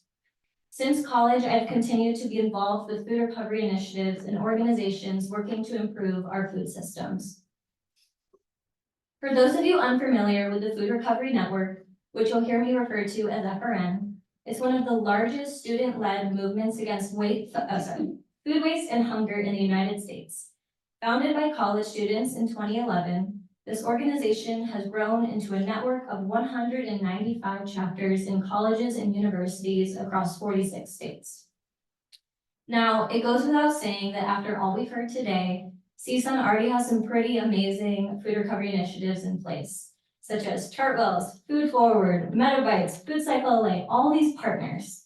So I've even been told that CSUN used to have a food recovery network chapter. But like so many chapters across the country, when COVID happened, they had to close up, and with such high student turnover year after year, it's really hard to get them reinstated or rebuild them. So while I'm here today to share my own FRN story, I'm also here to show some support for rebuilding the CSUN chapter. Food recovery not only transformed my college experience, but has shaped my approach to life with a broadened sense of community connection. I was brought up with a relationship to food revolving around intention and appreciation. So when I went to college, I was pretty perplexed by the magnitude of uneaten food that I was seeing in the dining hall. And turns out I wasn't alone. One day I was scrolling on Facebook, yes, Facebook was still being used, and I saw a post from a fellow student, and she was trying to get together a group of students to start an FRN chapter. I followed my curiosity, and soon enough, I was part of that founding group.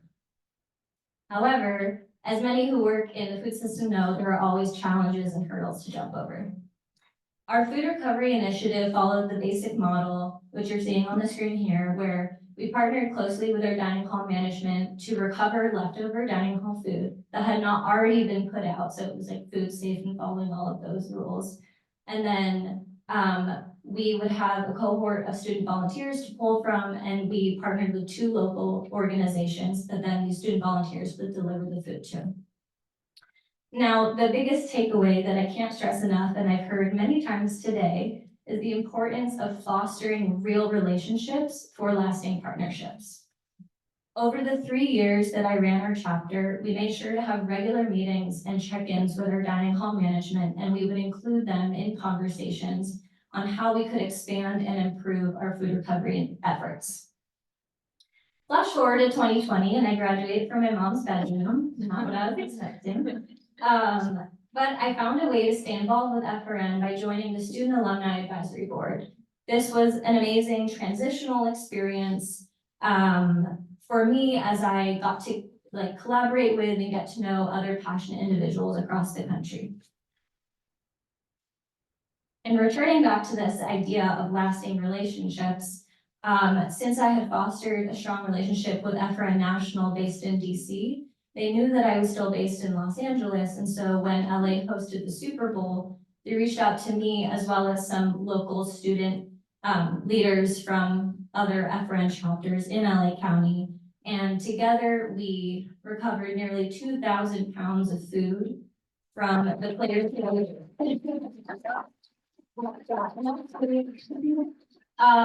That was a surprise. I was not expecting to be in LA Times. And I definitely never expected to go to the Super Bowl since I'm not really a football fan. So that was a pretty cool experience. And they have since, they did it this year in Las Vegas. So that's like a recurring initiative that they're getting to do. So today I now hold a position at a company called Food Systems Collaborative, where in contrast to the on-the-ground food recovery efforts that I'm most familiar with, I'm now working on projects at the federal level. And I'm so grateful for my connections at FRN National, who actually sent me the job opportunity. So that's my food recovery story, but yours is and probably should be very different. There is no need to reinvent the wheel. There's a place for everyone in this work. So by starting an FRN chapter at CSUN, what I would encourage would be to plug into these existing initiatives and programs that you already have in place. Food recovery doesn't have to mean recovering food from the dining hall. If FoodCycle LA is already doing that, maybe offer them support. Maybe student volunteers from FRN can help support FoodCycle LA. Or maybe there's too many volunteers. Not a problem. Let's look at outside organizations beyond CSUN and nearby communities within the community that you can offer support to. So it's definitely not a one-size-fits-all program. Now I lost my train of thought. Okay, last thought. So what's really amazing about the Food Recovery Network is the robust support from the national team based in DC. And for all of you faculty and staff sitting right here, right now, you can start a chapter too. The initiative doesn't have to come from the students. While it is a student-led program and your chapter will be student-led, every chapter needs a faculty advisor. And so you can be the ones that reach out to the national team, which the contact information is here, to kind of really get the ball rolling. And I want to conclude on this thought. There is no surplus of opportunity to recover food. There is a place for you, for everyone in this work. Thank you.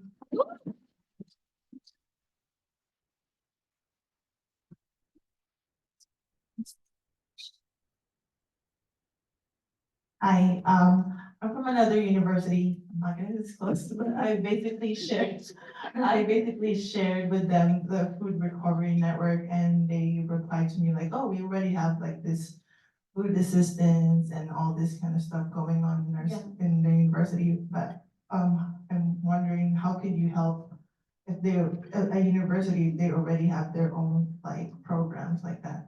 Yeah, so I mean, if that's great, but I would say, is there room for student involvement? I don't know if they answered that. Was it like, oh, we're taking care of it, or were they opening it up to you to help?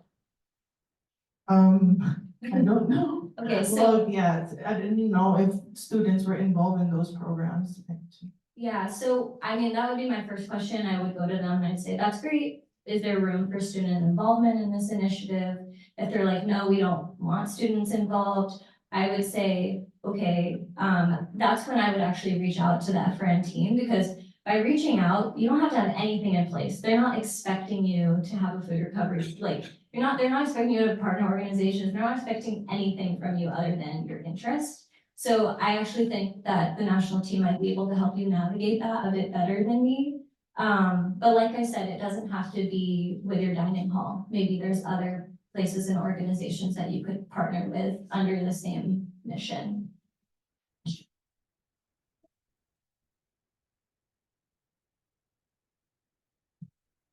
One more question?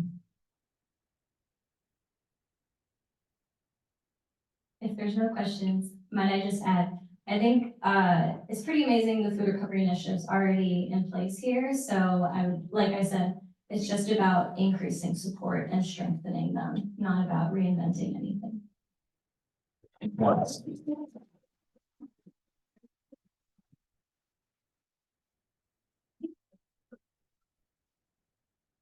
Thank you, Alexi, for the great presentation. Our next speaker is from Recycle to Riches, a nonprofit consultancy that's changing the culture of consumption with communication, collaboration, and community education. The founder is a California Climate Action Corps fellow herself, and she is here today to talk about the difference between compostable and biodegradable. Please welcome Ashleigh Dawson.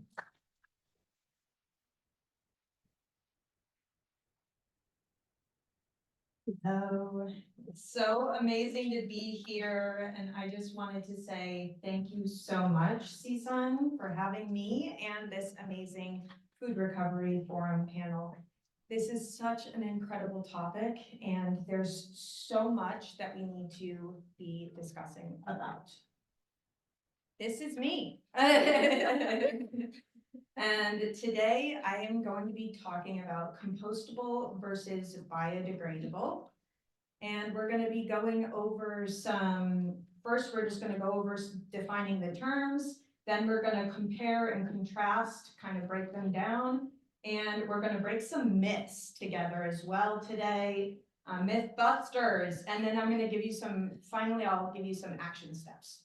So if we just check out, I'm not going to read everything on the screen, so feel free to take your time on here as well. But if we just focus on the compostable products first, you can see that column, defining in Google as a material that is of organic matter, able to be made into compost. Okay, that's from Google, people, not me. Plastic imitation products that are labeled as such, like compostable products. They can be made from cornstarch, sugarcane, or even nutshell fibers, and there's many more compostable fibers coming out every day. This is a lot of greenwashing due to these fibers and the products that are coming out, so make sure you're researching what it's actually made out of. And then you can see the length of making compost can vary depending on what system you're using. It can take anywhere from 6 to even 8 months for finished product. Some examples of compostable items are food scraps, any browns like dead leaves, cardboard, brown paper towels, not the white please, we don't want bleach. Also, some organic fibers are also considered compostable, such as 100% cotton, linen, and or even burlap sack material. So burlap. Looking over at biodegradable, you can actually see a lot of similarities, but very big differences. For example, almost anything can be considered biodegradable. It just is a matter of how long that item is biodegrading, okay? So that's a good one to start with that. And now let's go to some compare and contrast. If you look over and see underneath compost and landfill, Peter Karpa says, since landfill conditions are generally anaerobic without oxygen, these materials do not compost. Instead, they either persist, meaning just they exist there, or break down anaerobically. Basically, if something is compostable and does not go into the landfill and does not go into the right area, there's no way to make that nutrient-rich compost that we need. So make sure you're putting your organics in the green bin or composting them, please. The city green bin system, we obviously heard a bunch about that, but it's a municipal compost system. They can take all of your food scraps and garden trimmings as well. I have a tip here, check on your utility bill. Who is your waste hauler? This is gonna help you understand what that green bin can take, what their compost system is all about. It could be different than, Athens could be different than the city green bin system, so just check it out. Your utility bill will tell you. Backyard composting, check this one out. This is important to know, because LA Compost, I work hand in hand with LA Compost too, and we get a lot of this materials, and it's not so fun. So they will not break down imitation plastics. So like I said, something that's labeled compostable usually has PFAS in it and is not able to be broken down into a outdoor compost system. This is usually because it does not get to a high enough temperature outside, okay? So please be wary of what system you're using as your compost system and what materials you're putting inside that system. Very similar again on the biodegradable product side, but check this out. The thing to note on this one is the study done in Arizona that found recognizable 25-year-old hot dogs and other food scraps in their landfill. So this little fact just shows whether it's biodegradable, compostable, if it's not put in the proper bin or the proper area, if it's going to the landfill, it will be here for generations, no matter if it's an organic product or something else. So please note that. And you can finish reading up these awesome slides. If you guys want these slides, you can reach out to me and you can utilize these too. Let's do Mythbusters together. I have just one I want to point out, one fact and one myth that I want to give you, and then you can check out the rest on your own. So I wanted to point out the fact that this is totally a myth, okay? Sorry, let's do fact first, because that's up top. Most items that are labeled compostable or biodegradable have PFAS in them. That means forever chemicals. Okay, so you really need to be particular about what compostable products you're purchasing. If you're getting a doggy bag that is compostable, please look into that product and learn why it's labeled compostable and what qualifies it as such, alrighty? And then also, here's a myth that you guys need to keep in your heads. Biodegradable is not the same thing as compostable. Labeled differently, two different things, okay? And I hope this slide got you learning that a little bit, this talk today, and what we've all talked about. All right, let's do actionable steps. This is my favorite thing. I think if you don't have actionable steps to take forward, what was this all about? So I would say the most important thing on this slide would be always ask what you're consuming. So ask why it's biodegradable, ask why it is, ask before you buy, bottom line. I always say a conscious consumer is somebody that is a curious consumer. So if you want to be more conscious, ask more questions. And then another one we could practice as well, but I love that we're doing here today, is using reusable items. Let's cut down on the one-time use items. I think this is probably our biggest issue in waste right now, is the fact that we're so used to convenience with these one-time use products. Alrighty, here's stay connected, everybody. So you can always email us. You can actually book a one-on-one consultation with me, 15-minute consultation if you have extra questions. Check out the website. Here's a really selfish plug. Earth Day Summit is on April 22nd.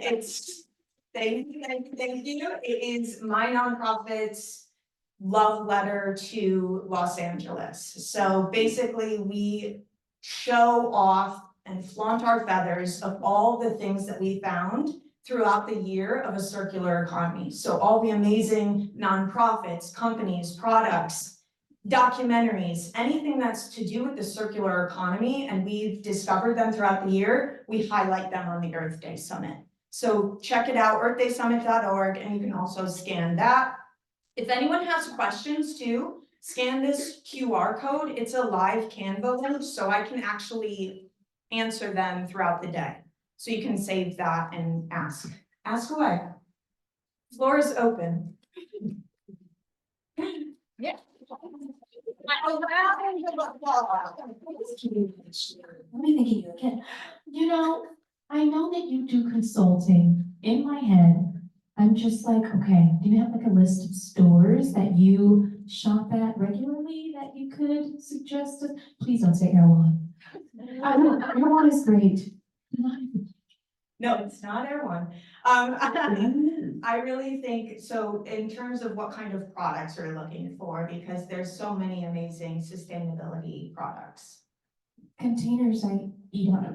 Okay, so I do Stojo. If you check out that awesome brand, Stojo, S-T-O-J-O, probably. And you can check out Recycle to Riches directory as well. We have sustainable products on there. It's a free directory. And they all go through a life cycle analysis before they're on there. So we combat greenwashing as well. Okay. Yeah. Any other ones? Hello. Oh no. Hello. Hi. I can hear you. Okay. Maybe hello. Hello? Oh, it works. Okay, hi. Yeah. I tried the code and it's not working. Oh, that's always fun. That was one of my questions. Okay, skip that one, because I don't know tech, and I just barely got a QR code on there. See if anybody else is having the Yeah. same issue. But great presentation. I just want to follow up regarding the compostable plastics and bioplastics. It's a really hot topic right now. So kind of as like a follow-up to my own presentation, bioplastics is not accepted by most composters up and down the state. There are very few that will take them, and there's a lot of things that they have to do in order to even accept them. So to follow up, if you are at CSUN or you're serviced by Athens Services, we don't take any sort of bioplastics, and we also don't take anything that may be lined with any sort of coating of bioplastics, wax, etc. So in top of that, it's just not something that is breaking down in a timely manner. It may be labeled as compostable, and that may be true, they may be certified, but that is only in like testing lab conditions. So it's isolated and it's like, yeah, okay, it's true, but the breakdown time is not gonna happen. So even if it's, for backyard composting, it's not hot enough, even for industrial composting, it's just not gonna get processed. And the biggest risk that we have here, and with any other composter, is that it looks and feels like plastic, so we're gonna treat it like plastic. We don't want any risk of contamination with our finished feedstock. So, and then one more comment to your PowerPoint. there is a new law that prohibits added PFAS to any compostable products. So hopefully, we're seeing less forever chemicals, but everyone has that little pail in front of them. So anything that is 100% fiber-based, no bleaches, no dyes, it's just 100% fiber-based. You can tell because when you're eating and the food starts to slog through, you know you're in a good place. So those we will take, and they should look like a brown beigey color. So thank you for that presentation, it's very helpful. So yeah, there's so much more to this. This is just a 5-minute presentation. We could go on about bioplastics forever. And that's why I did open this random link that's not working. And I will fix it when I get back to my computer over there. Any other questions? Do we have time for more? I'll follow up with one quick thing. There's also a law, we've talked about SB 1383 with food waste. There's also a newer law, SB 54. Don't quote me on that number, but it's a California law. Okay, thank you, Kiki. Where dining facilities, they literally give out a list of recyclable and compostable materials. So hopefully that law will help make it easier for, Chartwells or Taco Bell to give you to provide the right type of material, whether it be compostable or recyclable. So that's hopefully helping the state of California with these type of things. I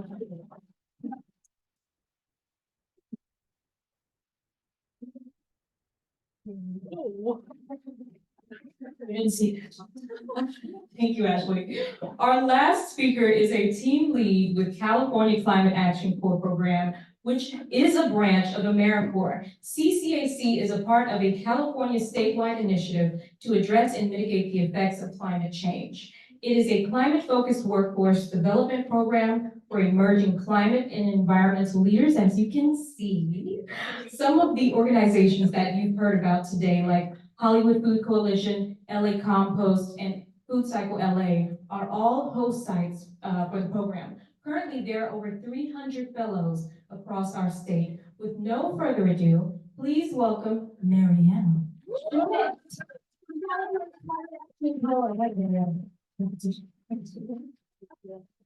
Thank you. Hi, everyone. You've been an amazing audience so far. I hope you have room for just one more.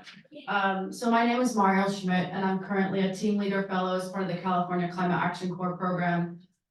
We are a statewide program, and I'm going to be talking about that more today, and just kind of the food waste and food initiative projects we're involved with, and also my kind of experience and my journey with the program as well. So before I talk about that, well, there's the opening slide. I just want to talk a bit about my journey and kind of my call to action, why I wanted to join a program like CCAC. So I was born and raised in Hong Kong, and I came to the US. I studied global studies at UCSB, a very broad interdisciplinary. But I wasn't entirely sure what I was really passionate about or what I wanted to do as a career. And it seemed like every time finals came around, they were being postponed or canceled because of wildfires and mudslides. And my climate anxiety was just growing more and more, something I'm sure you all are similar with. And so I wanted to, as I became more educated and took classes in environmental studies and climate justice, I really wanted to take direct action and be part of this solution and not be part of the problem. We live on a finite planet. I feel like there's not much more to take, but just to give. And so I wanted to kind of pivot into the sustainability and climate sector. And then that's how I found CCAC. And I'm just really happy being part of a cohort of like-minded, passionate individuals who are dedicated to making systemic changes in their communities. So who are we? You've probably heard of AmeriCorps or the Peace Corps. So we're under the same umbrella. We are an AmeriCorps program. We are the country's first statewide program of its kind. So we deal solely on climate issues. It's really a paid 11-month service program that gives Californians the opportunity to give back to their communities and engage in climate action through paid volunteerism. And as you can see our mission here, CCAC is dedicated to advancing climate action that engages community members, cultivates change, and leaves a lasting impact. And so what do CCAC fellows do? So our program really focuses on 3 main sectors: urban greening, food waste and food recovery, and wildfire resiliency. And as a team leader, we have 10 team leaders in the program. I don't actually work with a specific host site or in a specific sector. I kind of help fellows all throughout the state and I work directly with Bay Area Community Resources, which is the implementer of this program. So who do food waste and food recovery fellows partner with? You've already heard some of our amazing fellows here today, FoodCycle, Hollywood Food Coalition, and some of the projects that they're involved with. And so I'm going to specifically, of course, talk about food waste and food recovery initiatives that we're involved with in the program. Sorry, this slide is a little intimidating. There's a lot of text, but for a really good reason. It just demonstrates the wide range of partner sites that we collaborate with and with the diversity of projects that we're engaged in. As you can see, we are partnered with all kinds of host sites, from nonprofits, community gardens, schools, food recovery organizations, and also the public sector with government agencies. And you can see all kinds of titles ranging here from cafeteria to compost fellow, food rescue fellow, food waste engagement fellow, and so on. And so there really is something for everyone in this program, whether you want to work with children, or you're conducting education and outreach to stakeholders in the public sector. And so really something that I love about this program is how inclusive it is. You have people in their 20s, in their 30s, in their 40s in this program, of all competencies. You have some people coming to this program who have never planted a tree before, or maybe people very much so competent in their fields and they're currently getting their master's degrees. So, you know, as we know, it's going to take all of us to fight this formidable climate crisis. And if we look on this next slide here, I just have some photos to talk about what I was just mentioning. So we have fellows involved in food distributions. It's a photo of FoodCycle. We have lots of fellows doing composting, vermicomposting initiatives at community gardens and schools. And this middle photo here is Council District 1 fellows. They do a lot of canvassing, you know, educating residents about climate policy, climate law. And as you can see, they're giving out some kitchen pails that you have on your table. And also we have educating the next generation, as we know, which is so vital. We have a lot of education and outreach projects all throughout the state. And so where do CCAC fellows serve? If you look at this map here, each star represents a host site that we're currently partnered with. And as you can see, we really work throughout the whole of California, from the south as around San Diego to Butte County. And we currently have 335 fellows in the 2023-24 cohort. And I was in the first cohort in 2021 when we first launched. We were only 50 fellows. So that's amazing. We're always growing. And we also partner with 73 different organizations throughout the state, 34 of which are focused on food recovery and food waste. And 134 of those fellows are working also in food recovery and food waste. So as you can see, this sector is really a significant component of our program. And in the following slides, I just wanted to kind of briefly cover some key details about the program that would definitely be interested for those who are interested in joining. So as for minimum qualifications, you must be a U.S. citizen, a U.S. national, a lawful permanent resident alien in the United States. Individuals who are in the United States under student, work, or tourist visa are not eligible. You must be 18 years or older, clear a live scan background check, and can't have dropped out of school to join the program. And as for service hours and benefits, so fellows receive a $33,000 living stipend distributed biweekly over the 11th month term. Fellows also serve, so it's 1,700 hours they serve. It's really a full-time position, 9 to 5, around 40 hours a week. And also a $10,000 educational award, which I'm stoked about, because when I'm finished with this cohort, I will be college debt-free. So yeah. Also, forbearance of existing qualifying student loans, also amazing. CalFresh, food stamps, health plan benefits, childcare assistance, and professional development through networking, mentoring, coaching, and training. And so I really just want to place an emphasis on this last point here on professional development, because again, it really is a huge component of our program. Fellows are allowed to dedicate up to 20% of their 1,700 hours towards training, which is around 340 hours. And so there are really just so many incredible opportunities for fellows to work on their professional development. If you look at the screenshot on the left, it's a screenshot of our monthly workforce development trainings. And so we cover a variety of topics that help prepare us as climate leaders to take action, climate action, for example, project management or problem solving and climate anxiety and conflict resolution in the workplace. And also as a team leader, I've received various kind of leadership trainings and also volunteer management trainings, which has been very helpful. And so really, this program, it gives fellows the space and the flexibility to learn new skills and to learn new passions in the climate space. And so anything you find valuable to you can be considered professional development and training. Maybe you find an online webinar that you're interested in, or maybe like a 3-day in-person climate summit of climate leaders coming together. You can attend that, and that can be marked as professional development. So really, you're getting paid to explore and learn these new things. And so this program just has such a wealth of knowledge. As you know, in the Slack channel, fellows are always posting new opportunities, and I've just learned so much, new things I have never even heard about before, and just always getting involved in new opportunities. And so this program isn't just about us. Of course, service is the main thing, but not just about us going to our host sites, but again, it really wants us to grow as climate leaders. That's why it wants to give us that space and that time for training and professional development. These are some examples that I've done. On the bottom here was an online webinar just about learning more about climate solutions and kind of for a good refresher on climate science. And the top one was about, regenerative urban agriculture. And it's just made me especially passionate recently about, the food sovereignty movement and food justice. And so I'm definitely looking more into that. And so I will also talk about my experience as a food recovery fellow and a team leader fellow. So I was also a FoodCycle fellow back in 2021. And it was my first time working with a nonprofit and in the climate sector. So it was a very valuable experience to me, kind of learning skills, volunteer outreach, volunteer management, and learning more about climate policy like SB 1383 and how to educate stakeholders and do outreach in that specific area.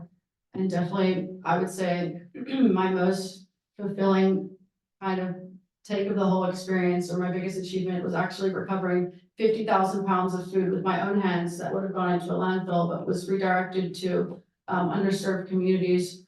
I drove an electric van once a week and went to different tier 1 businesses, grocery stores, and that was so meaningful to me, and that kind of made me realize that I want to dedicate my life to service and just making this a more just and sustainable planet for all of us. And and so I came back as a team leader. To apply to be a team leader, you have to serve one cohort, you have to serve 1 year to CCAC. And as a team leader, I love just meeting fellows throughout the state and being involved in all kind of sectors, not just food waste, kind of zooming out and just being involved in all the different projects that fellows are doing and being a point of assistance there. Next week, I'll be in the Bay Area. We have our big community climate action day for Earth Day. And so I've been helping with, volunteer recruitment, volunteer outreach, social media efforts, and I'll also be helping day of, helping to delegate tasks to volunteers and just being a point person day of. And so, the team leader position really focuses a lot on climate volunteerism. That's kind of, you could say, my sector, climate volunteerism. And I've gained valuable skills from this position. I would say that, community organizing, grassroots efforts, and nonprofit climate work is really the space that I want to continue my efforts in.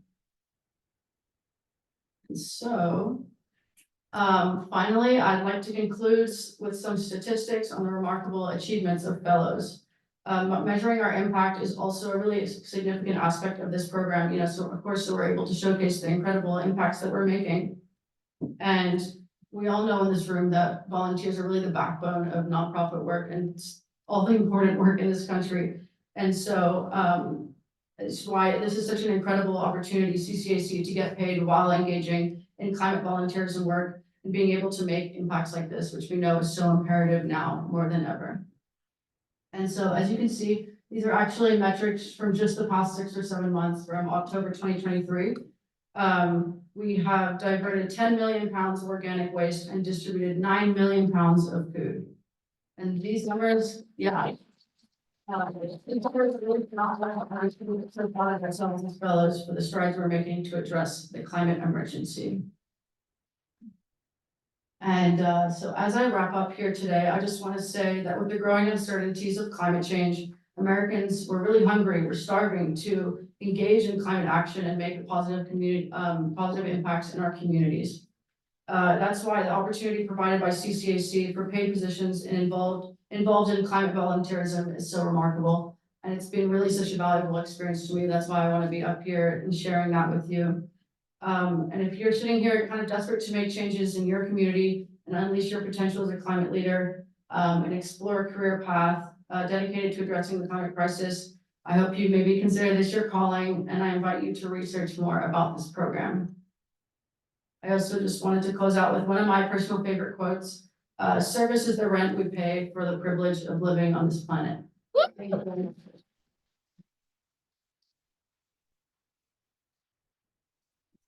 We have a few minutes for some questions. I also wanted to just mention these QR codes. If you are interested in being a fellow or a volunteer, there's that one. Also volunteer opportunities, QR code to our website, my email right there, and also an email that will be directed to a member of staff. Oh, also May 1st, if you're interested in being a fellow, May 1st is when the interviewing start for new incoming fellows.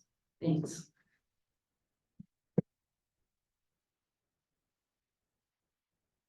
Any questions? I'm so sorry. Do you know if there's any application process that has to be done before May 1st? And then, do you know where the interviews will be located? No application process before May 1, and it's all done online. Yeah. Mhm.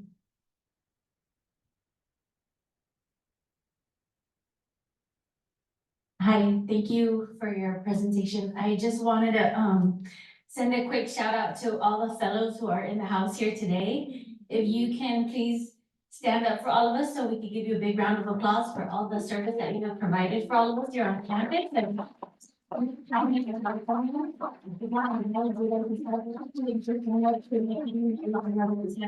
Appreciate y'all.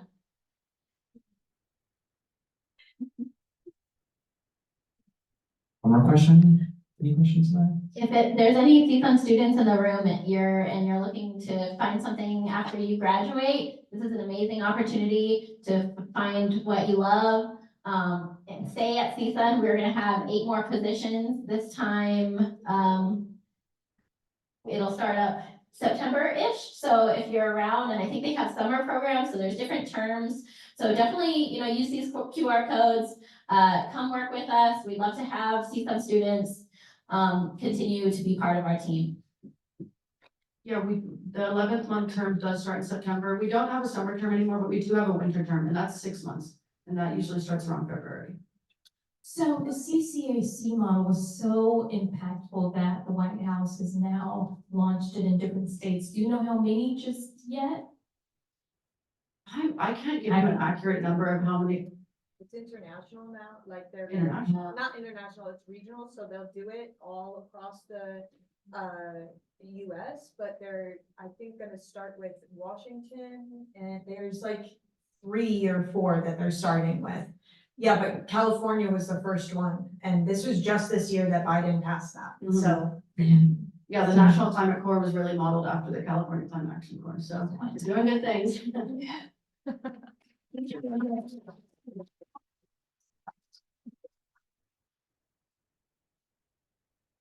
Again, thank you, Mariel. As a lot of the speakers already mentioned, one of the first things we can do to solve the food waste crisis is to talk about it.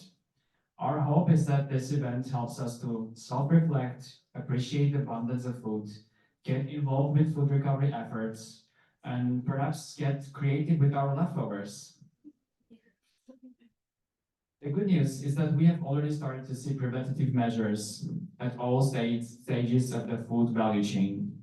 All these amazing organizations today are a force of change and can be a great resource for you all to get involved. Thank you to our wonderful speakers that took the time to come out here today and fill this room with inspiring conversations and valuable knowledge.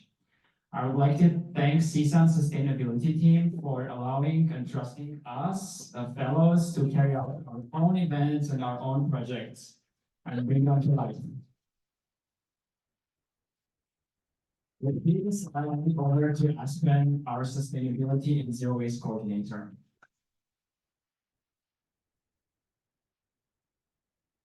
Thank you all. So a couple quick things to wrap up, and we also like to speakers stay around. We've got some goodie thank you bags for you, so don't kiss out just yet. Everyone else in the room, here are some events that are coming up around campus. We've got all kinds of cool events this April for celebrating Earth Month and the climate and all of those things. So take pictures. We've got a couple more QR codes if you're not burnt out on QR codes coming up. And we will send out these slides to everyone that registered and that checked into the event. So this link goes out to our Sustainable Ag volunteer form. If you would like to volunteer up at the Sustainable Food Garden with some of our CCA fellows as well.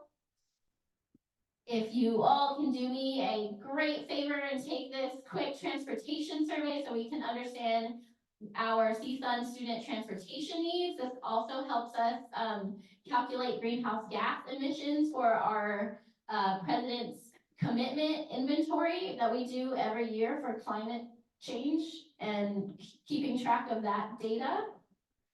And then one last thing, sign up for the Institute for Sustainability newsletter where you can find out about all of these events and how you can be a part of it. We also post a lot of information about how to apply for CCAC, how to volunteer, what events are coming up. And then we also have our waste sorting game. So if you're ever confused about bioplastic or plastics or compostable items or where to put your e-waste, you can go onto that waste sorting game. It's on our website, and it's actually a search engine, so you can type in information and type in items that you have questions about, and it'll tell you how to dispose of them on campus. Awesome, I think that's it. Thank you so much, everyone, for being here. Follow us on social media as well. You can see all of our different social media accounts. Thank you all so much. Can I have the speakers come up and we can thank you and give you your goodie bags? Can we take a group picture? And group pictures. Great idea.